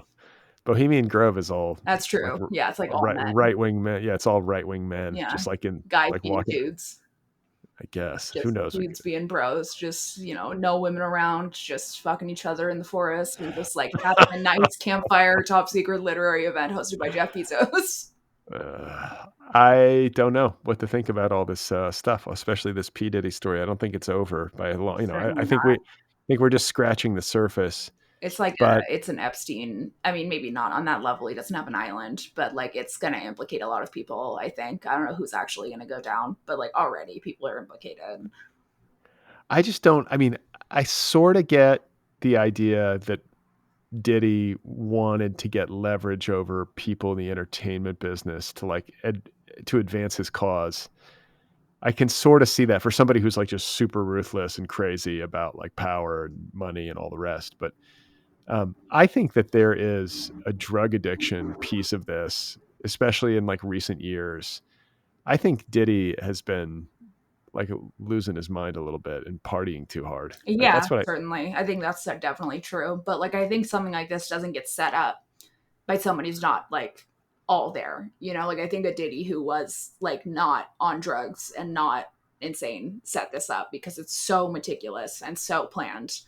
If he was just insane and on drugs, he like would not be able to create this situation. Well, it's like he definitely became insane and on drugs, but like no, it's like Scarface. Like, at first he's like a ruthless, like strategic businessman, but then he starts like getting high on his own supply. Yeah. Yeah. I And then think it's that's right. I mean, I think that's certainly what happened. And like I also wonder why it took them so long to get him. Like this has clearly been happening for a really fucking long time. Like what happened recently where they were able to get him? Like what was the piece of evidence? Like I know they raided his mansions, but how did they get to be able to raid his mansions and why now? I mean, yeah, it's a good question. I feel like rich people and people in positions of power and influence often have like a weird impunity that is undeserved and they get away with murder, like sometimes literally. But I also think that like when it comes to these kinds of charges and this kind of like massive sting or whatever, the feds are meticulous in building their case. Yeah. Like they don't bring the charges unless they've got you. Right. I feel like they must have been building a case for like so long now. That's right. And that takes time. You've got to get sources to turn. You've got to get evidence. You've got to like have the warrants. You got to like, it's a big process. So right. I just want to have a source on the inside who's somebody like a anonymous source, like giving them this information. Like you would think, right? You would think that like some of these sex workers have to be talking to the feds. Like people who were actually victimized have to be talking to the feds. And then like the feds have to trust the sex worker over this famous, musician. And that's also tough. Well, what we could find out, it wouldn't completely shock me. Like I'm totally just speculating, but since, we were talking about how Diddy is the kingpin, like he's like the head of the snake or whatever, right? Like doesn't seem like he's going to squeal on anybody above him. That's not usually how this stuff works. But what we might find out when we get to trial is that the feds got somebody to squeal on Diddy who is like a celebrity, I mean, I think if that's the case, they can never reveal who he is or who she is because like They might have to though, right? Doesn't that shit have to come out in trial? Like they can't just like hide it. Like it's at some point you've got to like present that testimony Right, to it the can't just be to from Jane Doe. I don't think so. Unless they're I mean, I don't know the law well enough, but I think if like you've got Yeah. witness testimony, if somebody's turned state's evidence, maybe they can't. But like Sammy the Bull Gravano testified against John Gotti famously Right. when John Gotti went down. And that would be a scenario where like, God, this guy's life is maybe he's got to go into witness protection or Yeah, something. right. Yeah, right, exactly. I mean, if it's a celebrity who gave all the info to the feds, like, I mean, if they televise this court case, which they probably will, like, I don't oh know. It my depends. It God, depends on where. I guess it's in New York. I don't know if New York. they let you televise in New York, but I don't know. I think there's No, like, because if it's a Trump's felony, trial wasn't televised in New York. but it's like a decision the judge can make. They could say like, no, not televised or televised. And I think Oh, it's also maybe like civil trials can't be televised or something like that, but like a criminal one, there's like a something there where it's like if it's like a federal criminal or federal civil, something like that, one of them can't be broadcast. But generally, it's just up to the judge. it depends. Yeah, it's like different from state to state. They have Yeah, different like policies on all that. But it would be big television if they could put it on TV. I think a lot of people would watch it. I And would tune the fuck in every goddamn day. I guess I'm just like skeptical that it's going to lead to anything more than just like Diddy going to jail. I don't. Yeah, I mean that's good. He should go to jail. You know, this is fucked, but. Yeah, I wonder if it's going to lead to anything bigger. Like, I mean, he's going to have to probably give a shitload of money to the victims. Yeah, they're gonna. I mean, there's already I read about some lawsuit from some girl who claims that he raped her Yeah. with There's another so many guy. lawsuits against him. Like, so many. It's like Harvey Weinstein. All these lawsuits came flying once Yeah. he went, started to There was like have legal trouble. his ex-girlfriend came forward with like a video of him just like assaulting the shit out of her, just like dragging her down a hallway, like wild shit. And then from there, it was just a cascading series of more and more people coming forward, which I guess maybe is why the feds were able to raid his mansions, partially at least. I read, God, I was reading about all of Diddy's kids. He's got like a dozen kids or Yeah. something. He's got like a ton of kids, but like some of these kids are minors. And Kim Porter, the mother of many of his kids, is dead. Right. And now he's in jail. And so like, I mean, for a sketchy seeming reason. Like she got she like had pneumonia or something when she was like in her 30s, like Brittany Murphy style, like what the fuck happened kind of shit. Yeah, I don't know, but I just like my heart was kind of breaking for these children because they lost their mother and now their dad is like probably in jail for the rest of his I life. mean, And these it's like they poor have, kids, like Jesus fuck, just must have terrible childhood. I can't only imagine. Like I don't have no idea what kind of father he was to these kids, but if he's having freak offs like on the regular at the house, you can't imagine he was like I mean, an he's ideal father. yeah, right, exactly. Like absent at very best. You know, like ideally he was absent. I don't know. I mean, I want to say I read in the article he was like a doting father. It's complicated. He probably loves his kids and like in But this he's like also like a pedophile. Like that's like ugh, you yeah. know, It's a like lot. it's like he's not. I don't. He might be a doting father, but that seems like worse than him being an absent father. Really, like that's not good.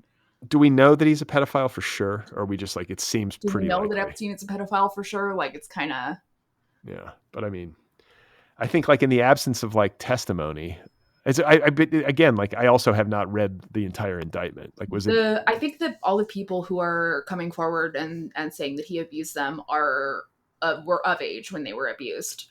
But the like witness accounts, testimonies of these freak offs, like was certainly saying that there was underage people there, people who seemed underage, like and like just doing, you know, obviously trafficked, whether or not they're underage. But like the fact that Diddy has spent his whole career grooming young male pop stars, like Diddy? This is the other thing. It seems like Diddy is closeted.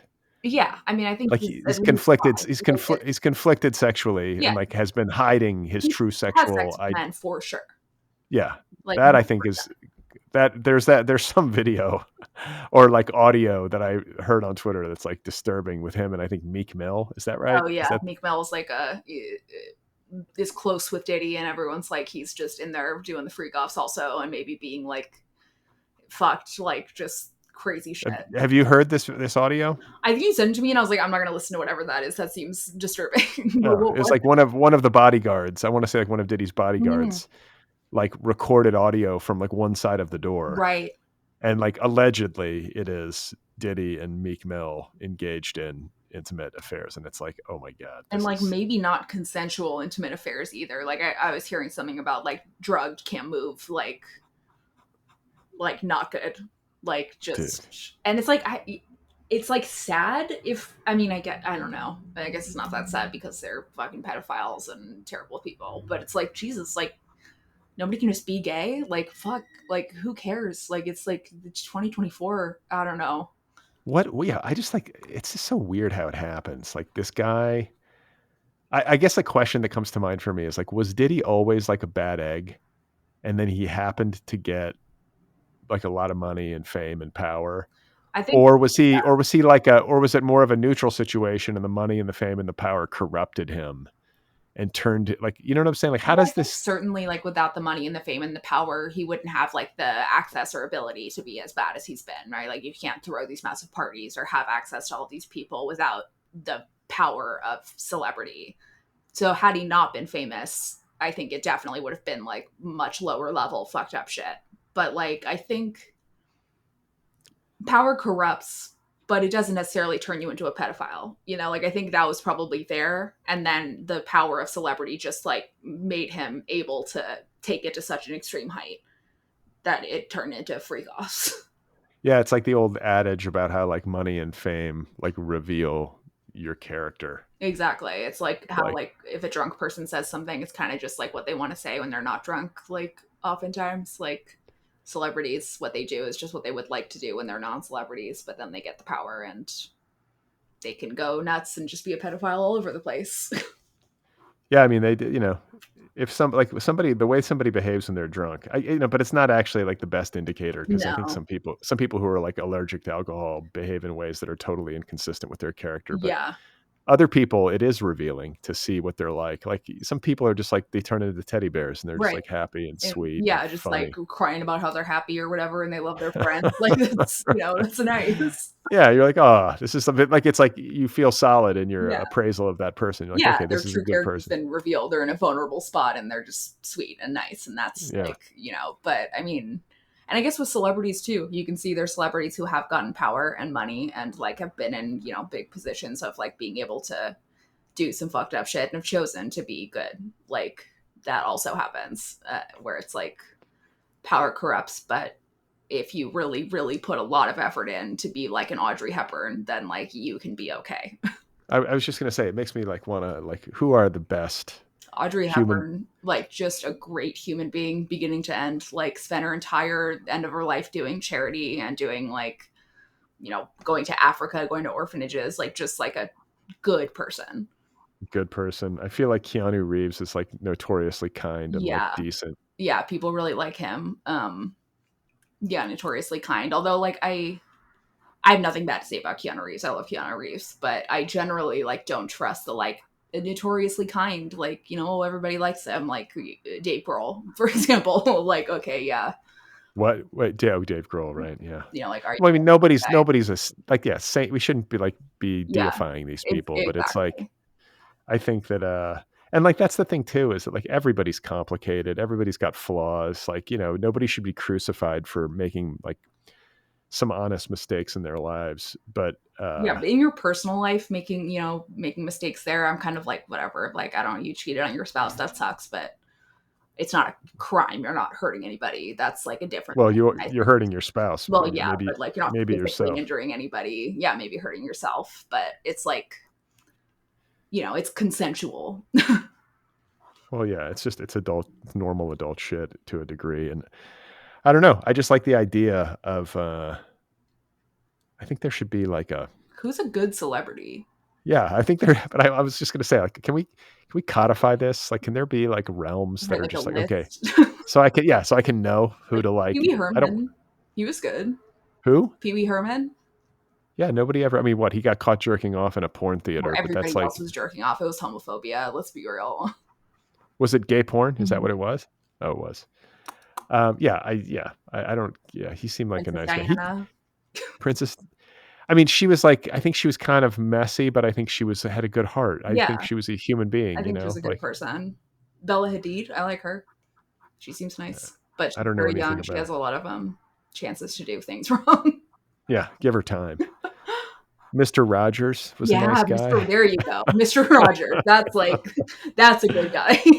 Yeah. Just like, so like he kind of had I think he had kind of like a spiritual, religious, like motivating thing. Like he Yeah, was really, he was like Christian in like the classic sense of it. Like he was like, you know, he helping took it people. serious. He like actually took it seriously. Yeah, yeah. The whole, He was like, I'm the gonna whole, dedicate my life to helping people. Like, yeah. I mean, like having like the mailman in his show be a black man and like showing him on television. They did a thing where they washed their feet together. They got a little pool out and he's like, we're gonna wash our feet together. And it was like a hugely controversial thing to have like a black person in a children's show, period. And then to have him there like being his friend and like, you know, they're having their feet in a kiddie pool together and like having fun or whatever. It's It like sounds fucking kinky. it sounds kinky, but it's not. They're just like hanging out and talking and like, you know, how do you get the mail around? Blah blah blah. And it's like hot and they have their feet in a little pool. And it's like it's cute. It's nice. But it was like very I controversial wonder if at the because time. I grew up on that shit. Like I watched that show all the Same. time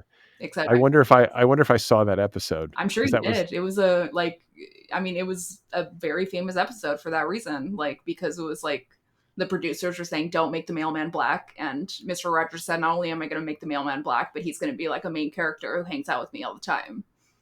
damn, good for him. He's a good man. So we found Well, one. We found one good we found, celebrity. but he's dead. He's dead. We Well, need they kind to, of have to be dead though, right? Because like then they could do something bad in their life. Like, yeah.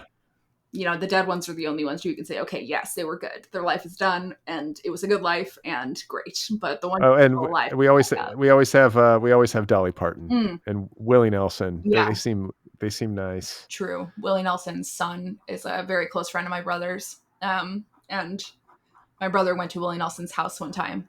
And apparently like my brother like busted out weed and started rolling a joint and like Willie Nelson's wife like laughed at him and was like, put that away, are you crazy? And like opened up a closet in the kitchen. It was just like a dispensary, just like weed, just like all over. She's like, you put your weed away, you don't need that here.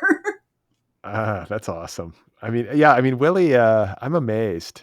Like you're gonna be like this, but like I cannot believe that dude's in his 90s just still smoking weed.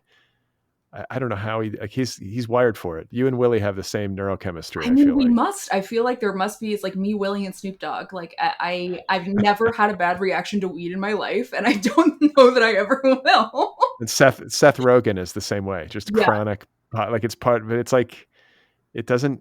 There's no diminishing returns. It yeah. seems like I it's don't. just I like honestly don't think there's anybody in the world who could outsmoke me. I could just sit here and smoke for 24 hours and be totally fine. totally fine. Like it would be That's fun for me to be like way too stoned. I like it. that's. But you can also do normal shit. Like you can Yeah. have a conversation. Like if I smoked like the tiniest fraction of what you smoke, I would just be like glazed over and I my will. eyes get all weird and like I can't So talk. when I worked for Snoop Dogg, I like would drive to work with a friend of mine who I guess was technically my employee, but whatever, because he lived really close to me, and we would smoke like 2 blunts on the way to work every day, and then I was like the most productive person in the office. Well, I mean, you have to smoke 2 blunts on the way to work if you work for Snoop Dogg. That's like Yeah, part of it's like in the contract when I you sign mean, up. it's part of how I know that like I don't think anybody could ever outsmoke me because like I've seen myself go 1-to-1 with Snoop Dogg smoking. Like I know that I can smoke as much as him, therefore I can smoke as much as anybody in the world. You've tested yourself against the very best. Exactly. The best of the best. Olympic level smoking. Damn.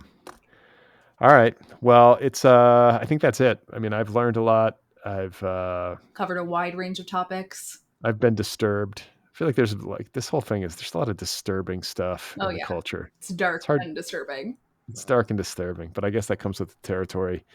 And we will be back again next week. Maybe there will be new developments. Maybe Probably. entirely new stories. I got to say, like this Puff Daddy, P Diddy, whatever thing, it's a rich, deep pool of conspiracy. Like It's gonna be going on for a long time too. Like a lot. if It's the music industry Epstein.